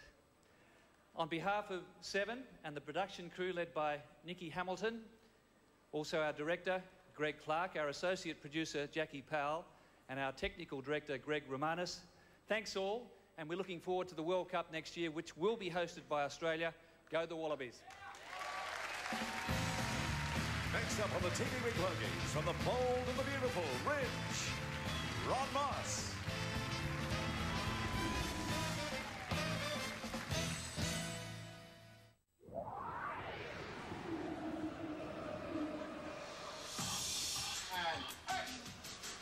The fact that our show is going so strongly at the moment and it's been so warmly embraced by the Australian viewing audience, it's a very privileged spot to be in, because you can work and not get the recognition that we've had. So, yeah, I think we're very fortunate. All Saints has meant to me extreme joy. I've gotten married during the filming of All Saints. I've had a baby during the filming of All Saints, so it's meant professional and personal joy.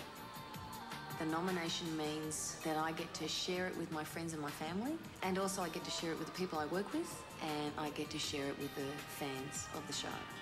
So that's really what the nomination means to me. It means that I get to share the joy of it with the people who matter.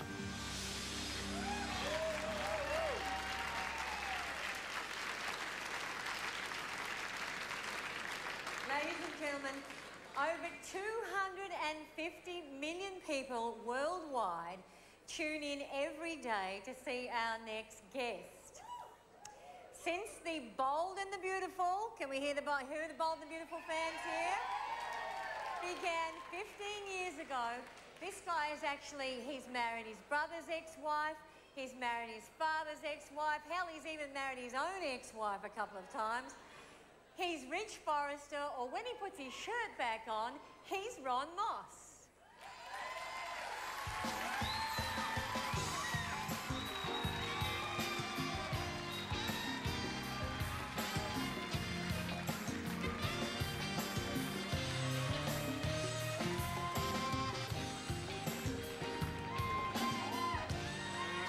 Wendy.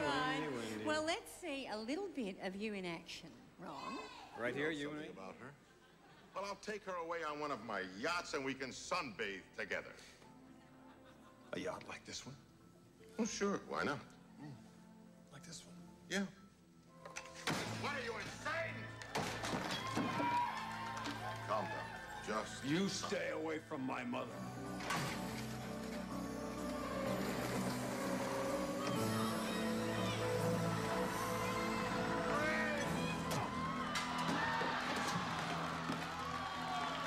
you, my boy. You're a father now, so you know what it's like. You're the only person here who really understands what I'm feeling. Baby, come back. Any kind of fool could see. 'Cause I was wrong, and I just can't live without you.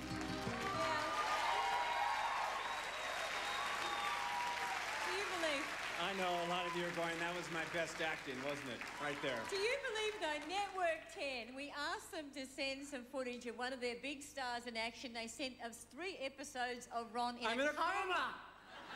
I'm in a coma! Now, have you got any... That's their own little joke. They're all sitting there going...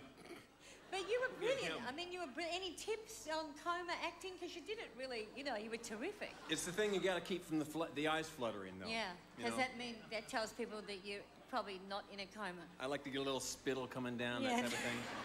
You do all your best work flat on your back, right? Usually, yeah. Yeah. But you knew that, didn't you? Well... No, don't. I don't want Brooke to find out, or Taylor, you know, I'd say. They already know. They know? Yeah. Okay, fine, you know. Who cares? Last night. Who cares about those trollops anyway? Yesterday we came out and rehearsed a little bit, and I was humping her leg like a dog. And I thought, well, should we do that type of thing tonight and just totally show how classless I am?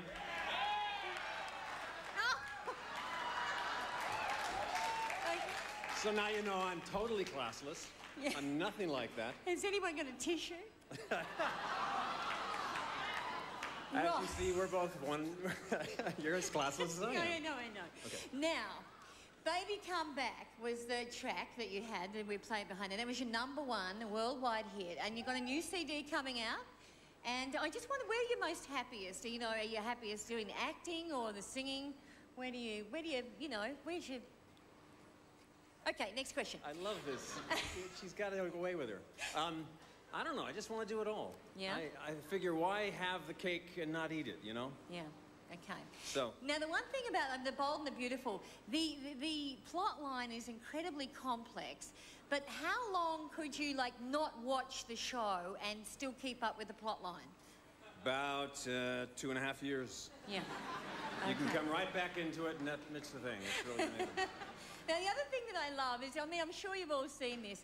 You know when someone in The Bold and the Beautiful, they, like, drop a bombshell on you, and you do that look just before you go to the ad break. I love that look, you know. I mean, that's a brilliant look. A good friend of mine said, what is it with you guys, whenever you finish the scene, you always look like you smell something bad. You do one of these. That's good.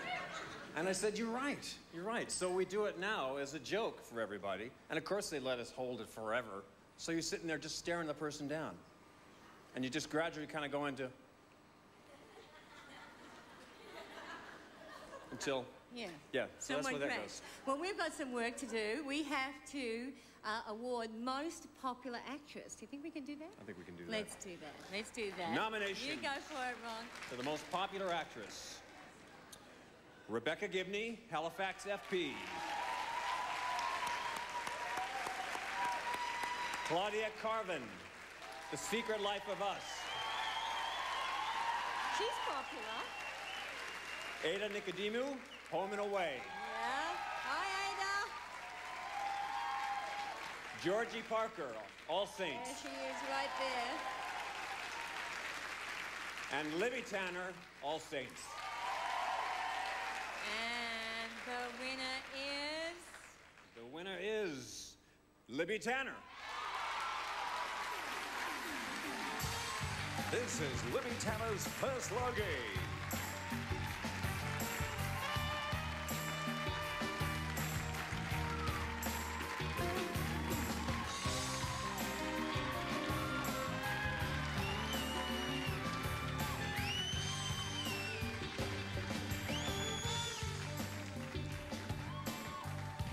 You mean you come up here and you haven't even tried for a kiss with Ridge? Oh. Go on, do it. You Please, Ridge, please. Oh, now it's like... Oh, it's embarrassing to be doing, really. They're embarrassing you. Take your moment. Oh, what a wacky old night it is, eh?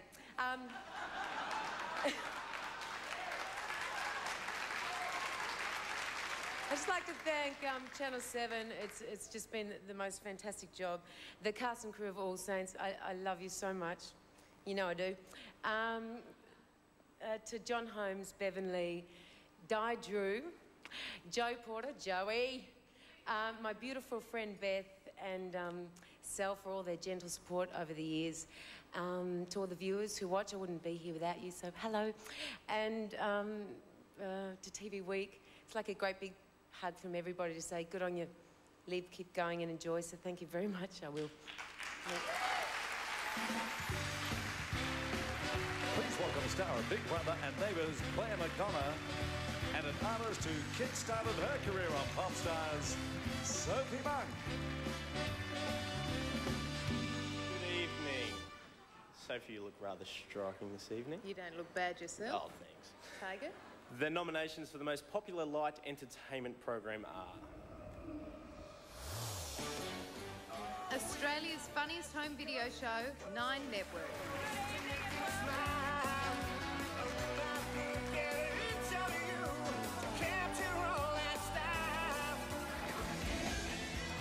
Rove Live, Network 10.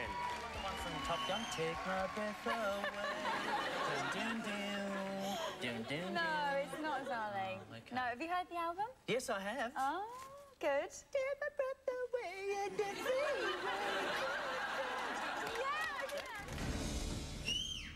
The Crocodile Hunter, Network 10. We've spotted an alligator that seems to be in trouble, so there's only one thing to do, and that's catch it and help. You can see his whole bottom jaw is torn in half. This bit here is just flapping in the breeze. The Panel, Network 10. You mentioned you being rather starstruck when you meet other celebrities, notably the Panel's Glenn Robbins quote. I know. That's me. I love him.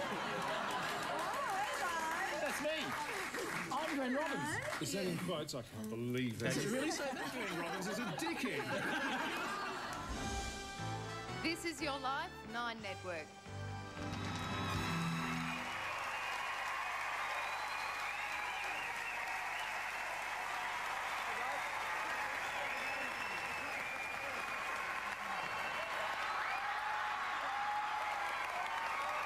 Noble, this is your life.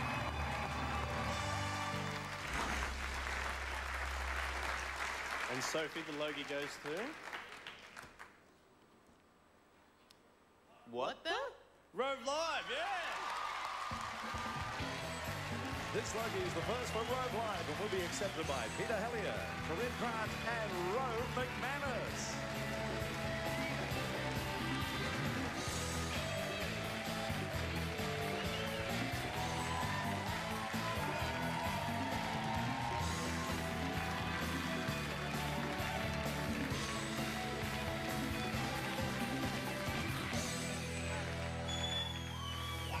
Rehearse that. Thank you very, very much.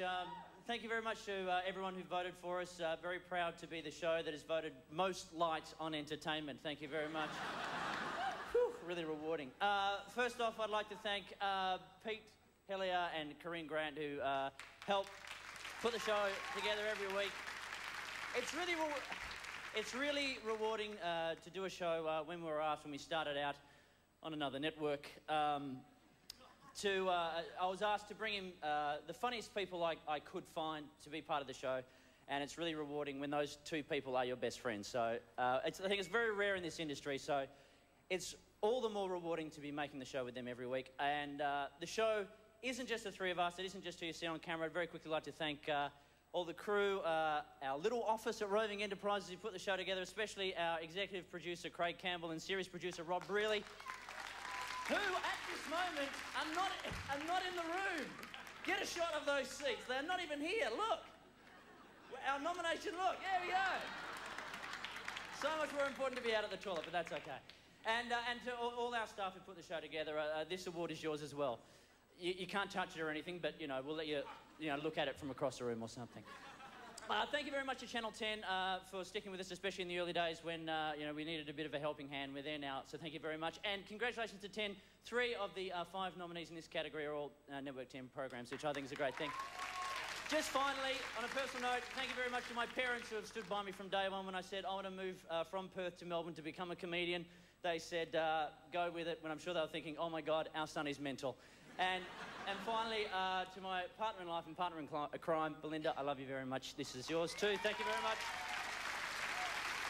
Now, thank you very much. Lastly, one more time, thank you very much to everyone who voted, especially because we're up for renegotiation at the end of the year. This will be very, very handy. Thank you very much.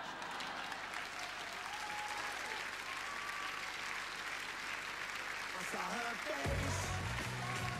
Now I'm a believer, and not a trace of doubt in my mind. I'm in love.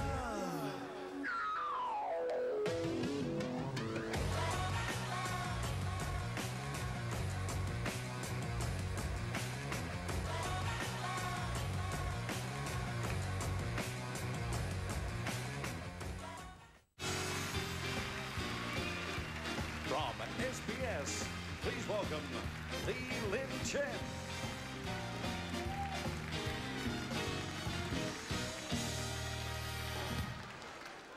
Thank you.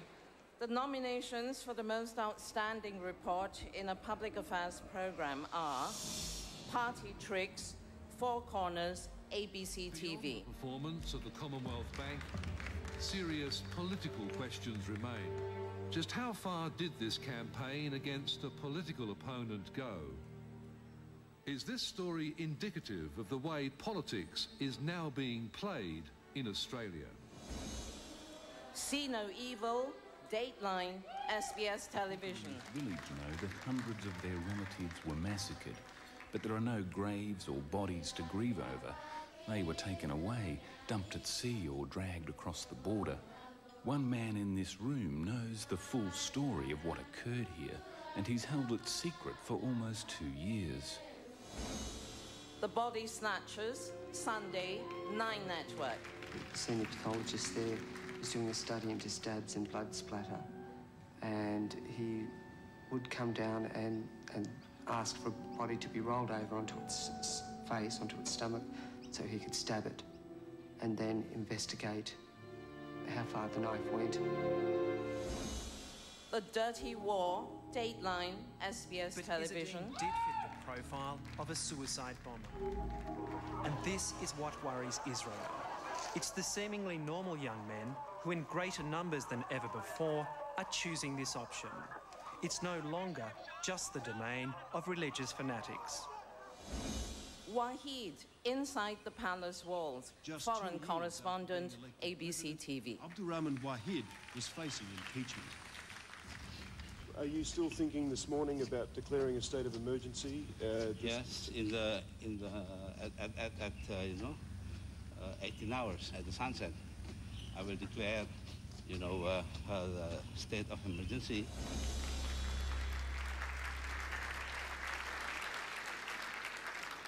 And the Logie goes to It's a Tie, See No Evil, Dateline, and the Dirty War Dateline. Collecting the award for See No Evil Dateline is reporter Mark Davis. And for the Dirty War, reporter Matthew Carney.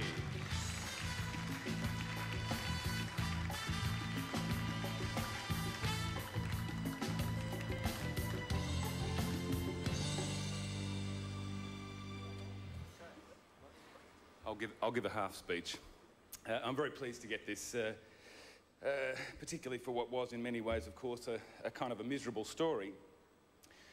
And a story that wouldn't have been told without one man, which is Captain Andrew Plunkett, who shone a light into the darker side of Australia's involvement in East Timor, which was the role we played in not just liberating the country, but in covering up the number of people that were killed there, and I believe at least assisting the perpetrators of those crimes to evade justice. Plunkett, of course, ruined his career by coming forward to tell us what he had to say, but I hope he gave the Timorese, who won't get justice, at least a bit of the truth about what happened there. I'd quickly like to thank SBS current affairs for their extraordinary and ongoing bravery and commitment, and Anna, who always makes it worthwhile to come home to. Thank you, Babby.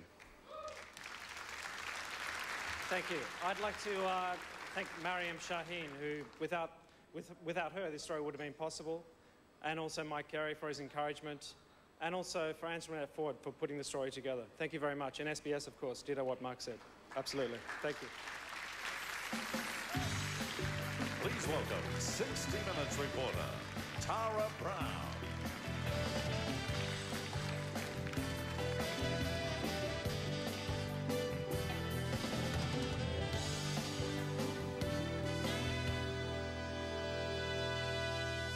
Good evening. I'm here to present the Logie for the most outstanding news coverage last year.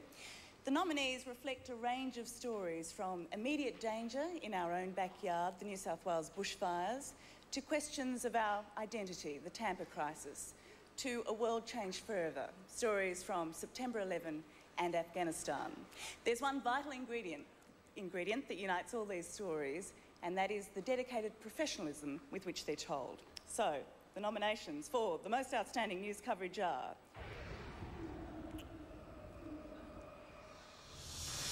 12th of September, ABC TV. Afghanistan, ABC TV. America Under Attack, 9 Network. And New South Wales Christmas Bushfires, 7 Network. And the Tampa Crisis, 7 Network. And the Logie goes to Afghanistan, ABC TV.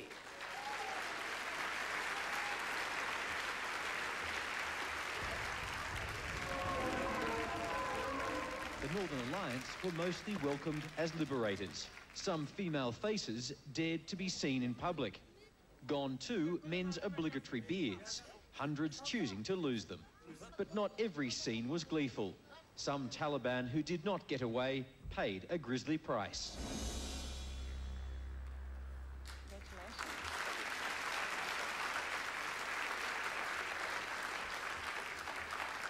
Thank you. I'll be mercifully brief, but this may be unprecedented, but Jeff Thompson, who won Most Outstanding News Reporter earlier, forgot to thank his mum and his sisters, so I'm doing that for him. And he also wanted to thank Max Yitrich for giving him the break. As for this category, well, it's a cliche, I know, but there are a lot of people who deserve this award, least of all me, and thanks to them, those at the front line risking their lives, and those back in the engine room. One other thing to mention quickly, I think, is that an unsung hero of this is ABC Radio and the reports that ABC Radio carried from the very same reporters and journalists in the field, and they were serving two masters, and I think ABC Radio deserves some kudos as well. Thank you very much.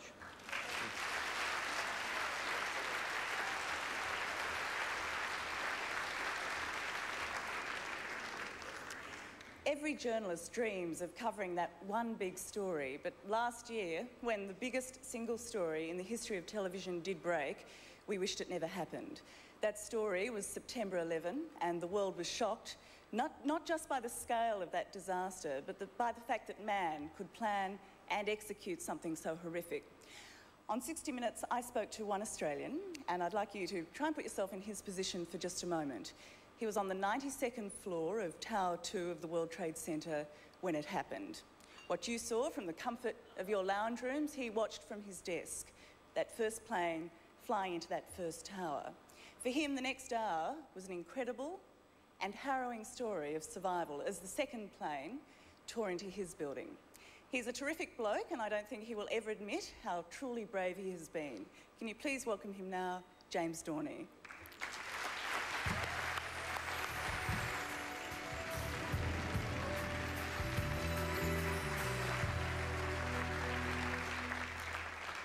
Thank you, Tara.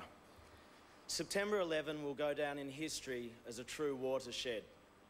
It will be a date used to define before and after for many decades to come. The depraved and evil acts of terror, which were designed to tear America apart, actually succeeded in uniting people across all lines of race, religion, politics, and ideology. This was an event which showcased the very worst of human atrocity, but in the aftermath brought out humanity's greatest strengths. I was witness to countless acts of valour, sacrifice and kindness on that day and in the weeks following. At this moment of peril, the response was one of courage, compassion and determination. The engagement in the community and in service to others became contagious. Nobody could say that this tragedy was someone else's challenge. As the world wept for New York, and as the world wept for itself, New York rose as one, saying, "We will rebuild our shattered city, our dreams, and our lives." The carnage and mayhem that day stand testament to the end result of a preoccupation with and an exaltation of violence. This cost a number of my closest friends and around 200 innocent work colleagues their lives. This is the lesson that should always be remembered, learnt on a day that must never be forgotten. Please join with me now to reflect upon the tragedy of September 11.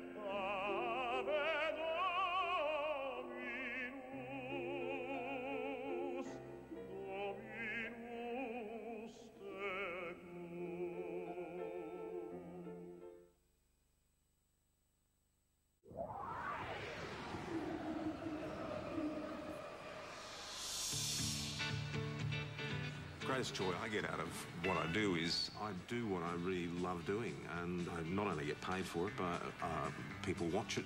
It's not worth doing, of course, if nobody watches. You don't do it for yourself. And action. So it's wonderful to do a show like Healers that's been so consistently top of the pops for such a long time. You know, for a guy of my age to be in a hit show is pretty good, I reckon. Stay close to me, Marty. Stay close to me. Right here, see that left shoulder? You know, there's a tremendous amount of respect and loyalty and love within this show, and I think that translates on screen. I think that's one of the reasons the show has been so popular for such a long time. And it's great to be nominated. It's great to be nominated every year. I'm really pleased that there are people out there that are still prepared to vote for an old codger.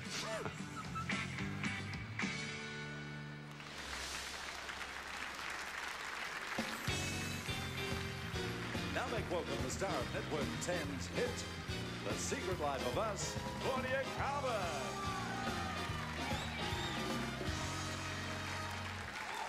I'm here to present the Silver Logie for the Most Outstanding Actor. All 5 nominees created performances that were warm, moving and complex, and their characters were strikingly Australian, and we're very lucky to have such capable actors telling us our own stories. The nominations for the Most Outstanding Actor are Joel Edgerton, The Secret Life of Us, Network 10. Writing there for me. She knew you loved her, Will.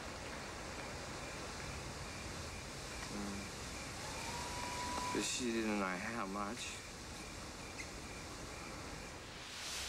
William McInnes, My Brother Jack, Network 10.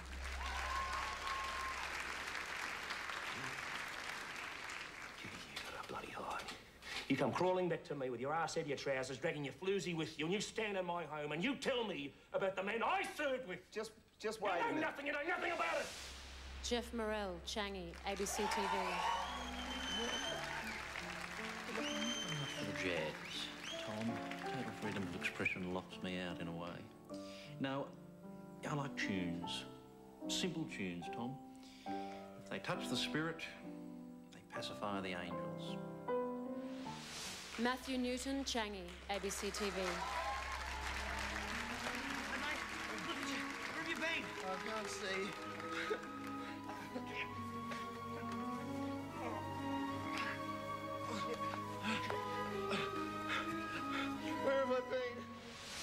Charles Bud Tingwell, Changi, ABC TV. But that's where I am, going to our reunion, blind or not. I'm sorry, Kate, but I'll be there even if I have to crawl across the city on my hands and knees.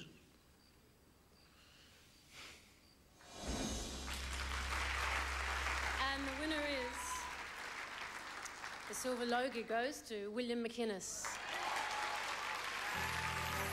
William McGuire previously won this award in the year 2000 for his work in Sea Change.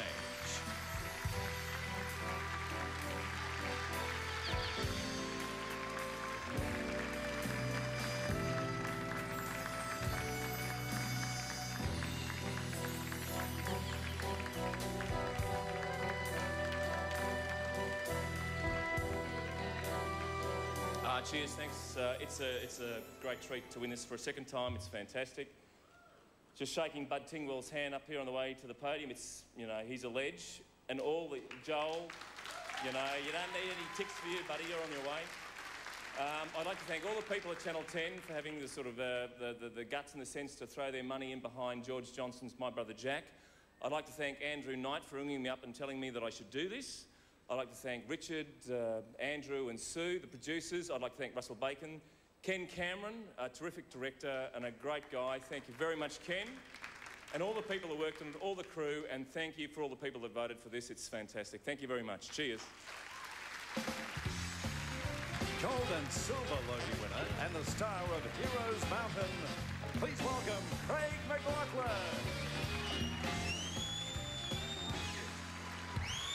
Thank you, mate. It's nice to be here. In fact, the last time I was here, I had a silver Logie and a mullet. I've still got the Logie. Mini-series telefeatures, biggest gamble a network can take, and I think that's the case now more than ever before.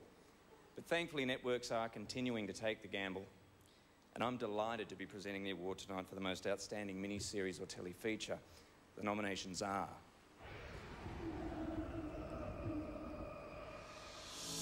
Changi, ABC TV. Do or Die, 7 Network. Halifax FP, Playing God, 9 Network. My Brother Jack, Network 10. And of course, The Farm, ABC TV. And the Logie goes to... fantastic. Changi. Accepting this Logie are the cast of Changi, led by producer Bill Hughes.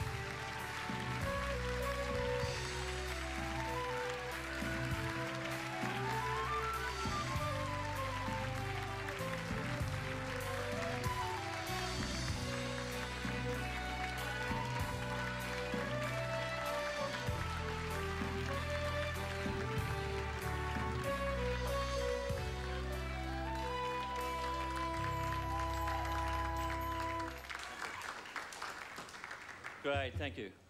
I'm a really lucky person. Hey, wonderful. I'm lucky enough to be up here and representing hundreds of extremely talented people.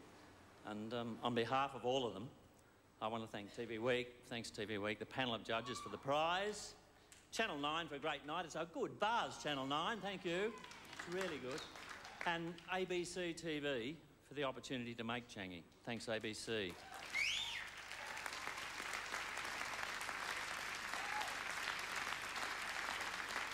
It was a difficult call for all of us and became possible really due to a brilliant script by Johnny Doyle. John, thank you. Stunning work. A living treasure. Thank you, John. The Logie award-winning miniseries Changi was directed by Kate Woods. Still the best director in the country. Great vision and great determination. You're a dream, Kate. Thank you. It's wonderful. And the cast. How brilliant with the cast. Thank you all. Thank you. Fantastic. And I also need to mention Tim Pye, executive producer. What a battle. What a battle, Tim. We don't really have the time to detail all the incidents of the battle here, but You were great, and in the end you won. All praise to you, Tim. Changi was a fabulous team. Great cast, great crew. Joe Pickering, Chris Spur, Robin Williams, Lorraine Verraine, Bodge, Alan, Ali Henville, Alex, and the music. Mario Milo, thanks Mario, it's yours too. Yeah. So, thank you, and on behalf of everyone, here's to the real heroes of the show. Second World War POWs, whose ultimate courage shines like no other light. Lest we forget. Thank you. Thank you. Coming up on the TV Week Logie Awards, whenever, wherever, Shakira.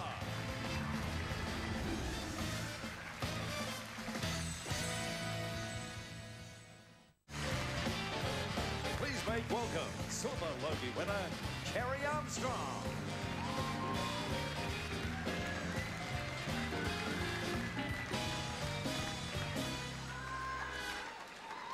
Hello. It's a great privilege to be here to present the Silver Logie for the Most Outstanding Actress. The field this evening consists of 5 women who seem to be working from the ground up and stopping at their hearts and going towards the skies.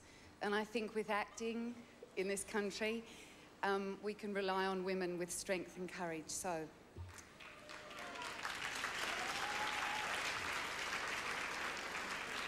The nominations for the Most Outstanding Actress are Kate Bean, Love is a 4-letter word, ABC TV. And no, that is not what I'm upset most about, because the only thing I can think about right now without falling over, because I sure as hell don't know about anything else. I mean, everything I thought I knew, everything that helped me stay upright, it doesn't exist, Angus. I made it up. Claudia Carvan, The Secret Life of Us, Network 10. I really like you, Eric, but I just don't feel any of the chemistry for you that would make me think we could be lovers, so I'd rather not go.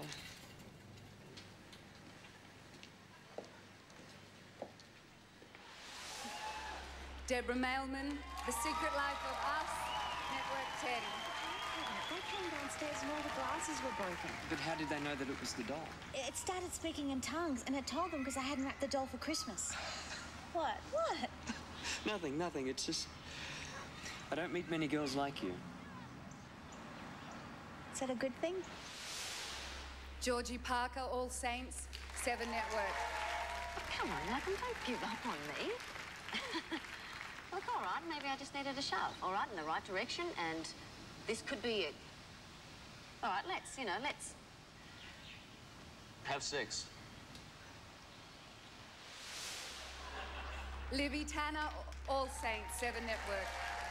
I told my dad, and I thought he'd look after me. I told him.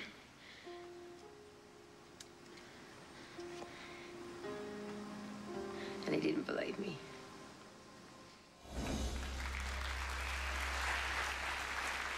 And the Silver Logie goes to Deborah Mailman. Deborah Mailman plays Kelly on The Secret Life of Us, and this is her first Logie.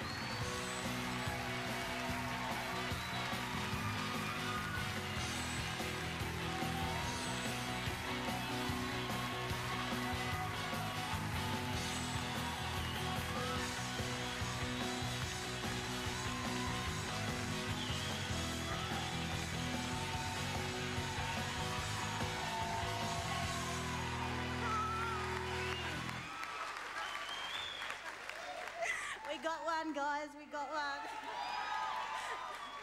I'm accepting this on behalf of everyone involved in The Secret Life of Us, to Channel 10, Southern Star, to our producers, John Edwards, Amanda Higgs, thank you very much for taking a leap of faith with me. To all the writers in particular, Judy McCrossan, Christopher Lee, to all the directors who've guided us over the last series and a half, and to the magnificent crew of The Secret Life of Us, and of course to the magnificent ensemble of the cast, Spencer, Abby, Damien, Jess, Sibylla, Sam, Joel, Claudia, Michael, David, Todd. It's great that in our first year that we've got such recognition, and we're all very proud of the work that we're doing, so thank you very much. And this is for my mum and dad. please welcome the stars of Nine's forthcoming drama series, Young Lions, Alex Dimitriades and Alexandra Davis.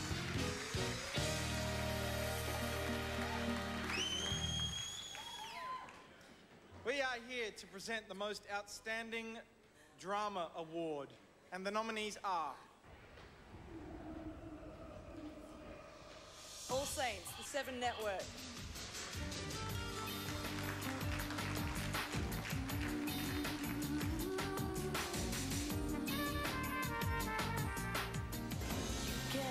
Always Greener, The Seven Network.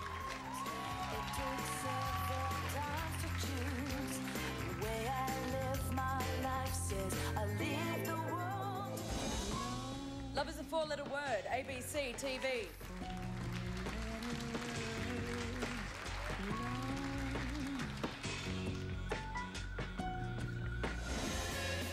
Stingers, Nine Network.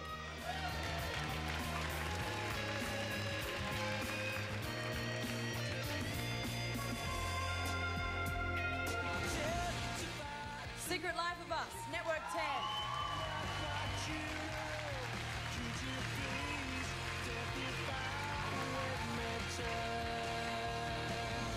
And the Logie for Most Outstanding Drama Series goes to...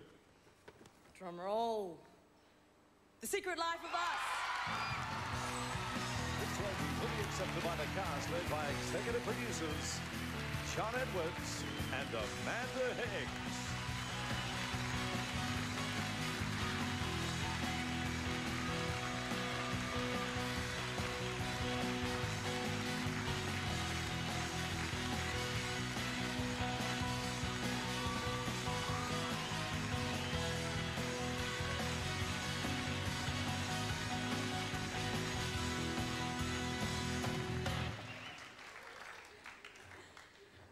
I don't think I can give a better speech than Dan Bowman. It's the same speech. It's exactly the same speech. The Secret Life of Us has had the most charmed life, and it's due to the people who work on the show who give it everything. I want to particularly thank Network 10, David Mott, Sue Masters, Rick Mayer for really believing in this show. It's been fantastic. Yes, thank you, Channel 10, thank you. Channel 4, Optus Vision, Southern Star. I really want to thank, my special thanks to all of our wonderfully incredible writers, particularly my special thanks to Judy McCrossan and Christopher Lee, who with John and I from the beginning. All of our directors who just give everything to the show and make it their own in their unique way. And my special thanks to John Edwards.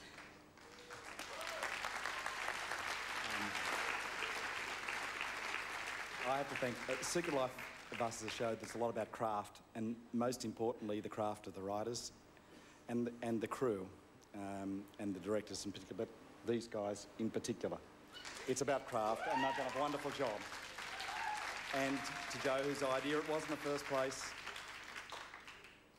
we wanted just to thank everybody for the support, and we're very appreciative of it. Thank you very much.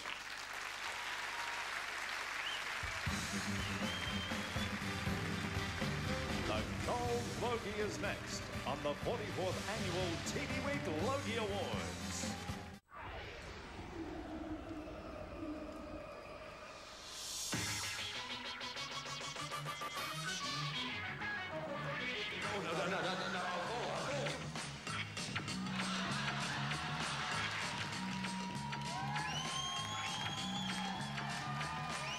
What has Travolta got that I haven't got?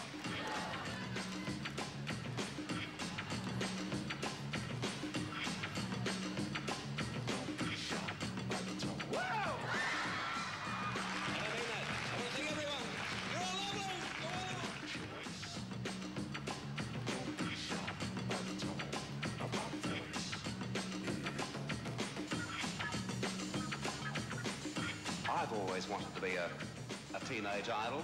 Have you really?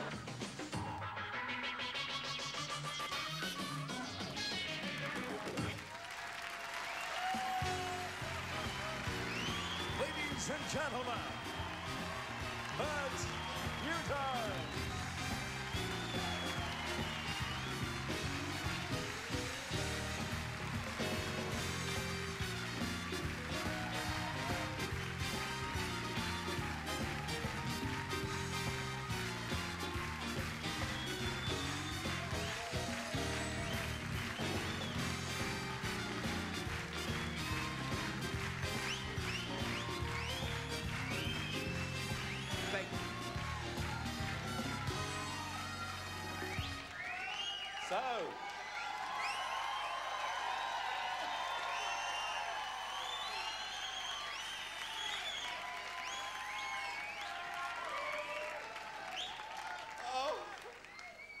touch of the Haley Berries there, I thought. It is terrific to be here again this year. Nice to get the gig again. Love working in the early hours of the morning. It's just terrific. Last year was oh, one thing I must do first up. My limo driver loves television. I promised I'd say hello. David Leckie. All the best, David. Well,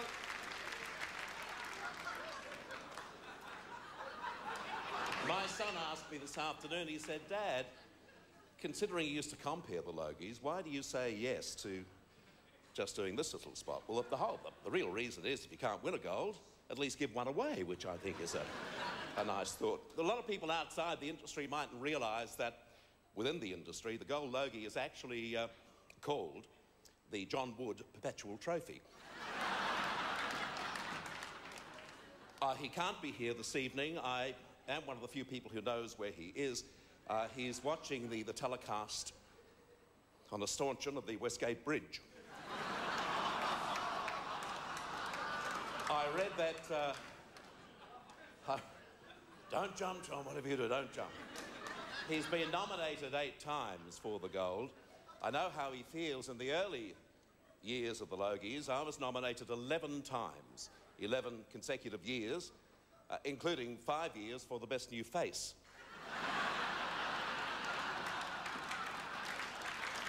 John, if you are watching, I may not be giving you perhaps the sort of advice you'd like to hear, but do what I did. 11 years, no win. I eventually slept with the editor of TV Week 5 gold later. When I have a look at my gold Logies, I think more of the fact that I had Dulcie Bowling's best years. Kate, I don't know the editor now, but John, make your own arrangements. I noticed before that Patty again this year was sitting with Molly. No chance this year, darling. Elton's in town.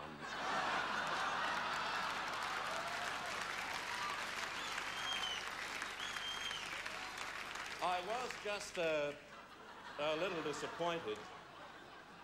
Thank you, Molly. That was Molly, wasn't it, eh? Yeah. I always wondered for many years why Molly always wore a hat. The truth is, his head's that shape. And it just folds around. I was most disappointed to hear that Susie Ellerman is not with us tonight. You know, the one with the whole all that thing? Last year, I thought her dress was outstanding. I've never seen quite as much of a human body. Why she's not here this evening, I don't know. She's a lovely Tasmanian girl. After her appearance last year, she got phone calls from cousins she hasn't slept with in years.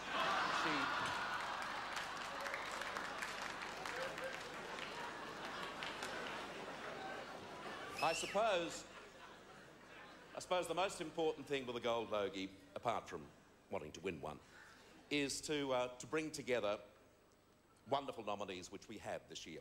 I do notice that, again, drama, with the exception of Rove, drama is the uppermost force in the gold Logies again. That's why we intend making some changes again with Good Morning Australia. Now, those of you who've given it away thinking, well, you know, maybe almost 11 years, it's a long time, we're introducing some storylines which I think you'll find fascinating. In a month or so's time, we've taped it already, it's very hard to... Yeah, about a month from now, Moira becomes pregnant to Big Kev. Which will be an exciting time. But the cliffhanger we have for the end of the year is a beauty. Imagine this. The whole of the east coast of Australia is taken over by head lice. And then we explain what you can do with the head. I might mention to you one of our most important sponsors is someone who does a little thing on head lice. Oh, I wish I was dead. As I introduce the nominees again for the Gold Logie for this year, I'd like to thank the producers for inviting me back. I'd like to congratulate Wendy on doing a fabulous job this evening.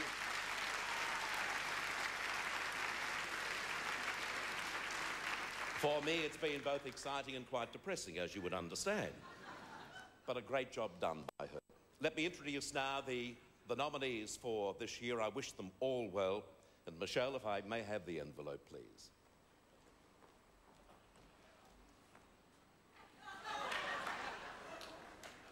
Thanks for a great weekend too, Michelle. Paddy doesn't mind. She's very broad-minded. You know, Paddy's going back into theatre. She is going into the production of The Wizard of Oz at the Regent Theatre here in Melbourne, in which she is playing Gilda, the Good Witch of the East, which is terrific. It'll be the only production of The Wizard of Oz where the Munchkins are taller than the thing. But the nominations for the most popular personality on Australian television are Rove McManus from Rove Live, the 10 Network. Ada Nicodemu from Home and Away, the 7 Network. Georgie Parker, All Saints, the 7 Network. Libby Tanner, All Saints, the 7 Network. And John Wood, Blue Healers, the 7 Network.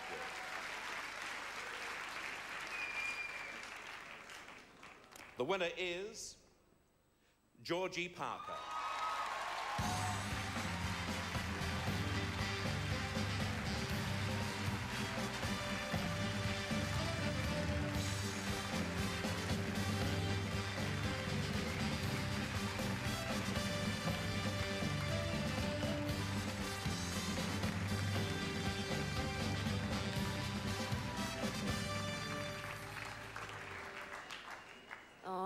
Oh, I love Bert so much.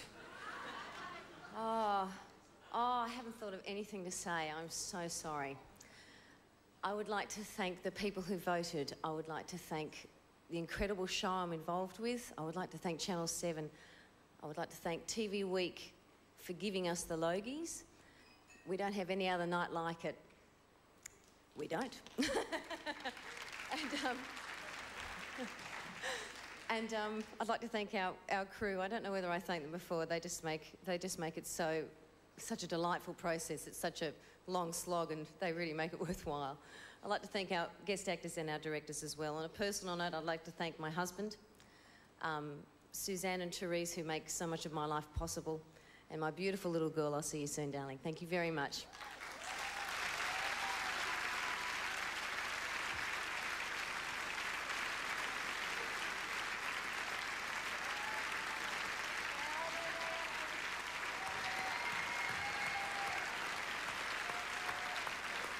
Congratulations, Georgie. Thank you, Bert, sharing the stage with an absolute legend. Let's thank Bert one more time. Thank you. And thank you very much. I've had a wonderful time as well. And we'll see you back for the Logies, well, next time, whenever, wherever. That is a cue to party, ladies and gentlemen. And here to sing her worldwide hit from her album Laundry Service, Shakira.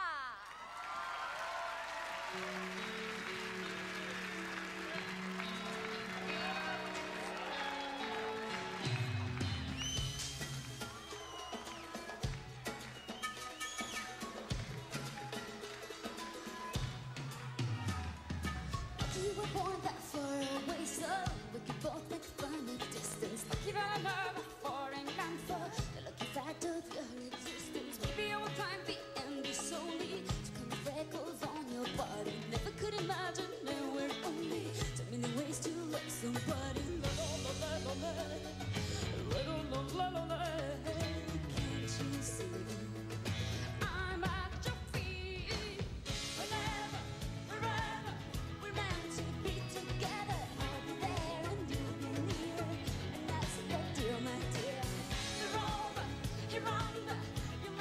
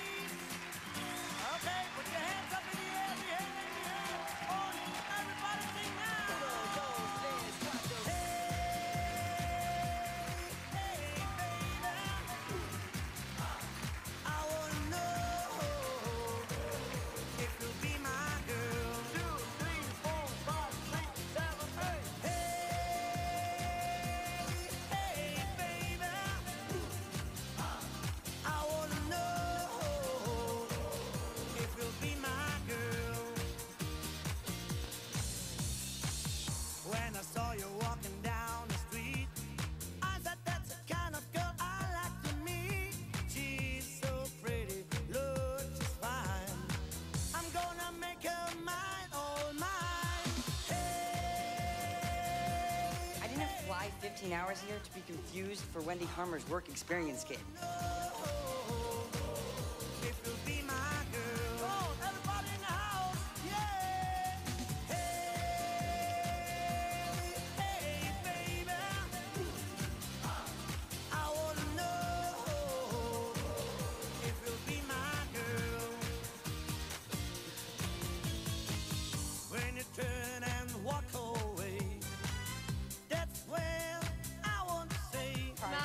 Mum, I've just seen Richie from Secret Life of Us. Richie, I'm a hornbag. I can turn you back. When you turn and walk away, that's when I want to say, come on, baby, give me a whirl. I want to know if you be my girl. Hey, hey, baby, I want to know if you'll be my girl. Come on now. The first of which is, oh yes, the Logie for the most outstanding. Thanks very much, ladies and gentlemen, and good editing. If you'll be my girl. Everybody now.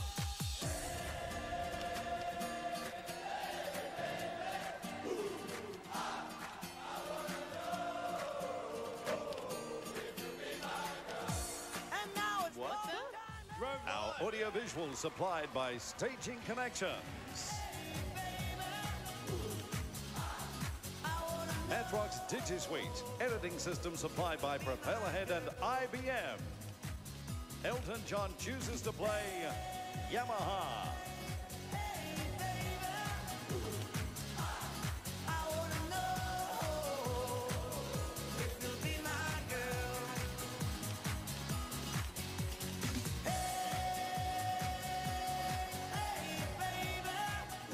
The winner is Georgie Parker.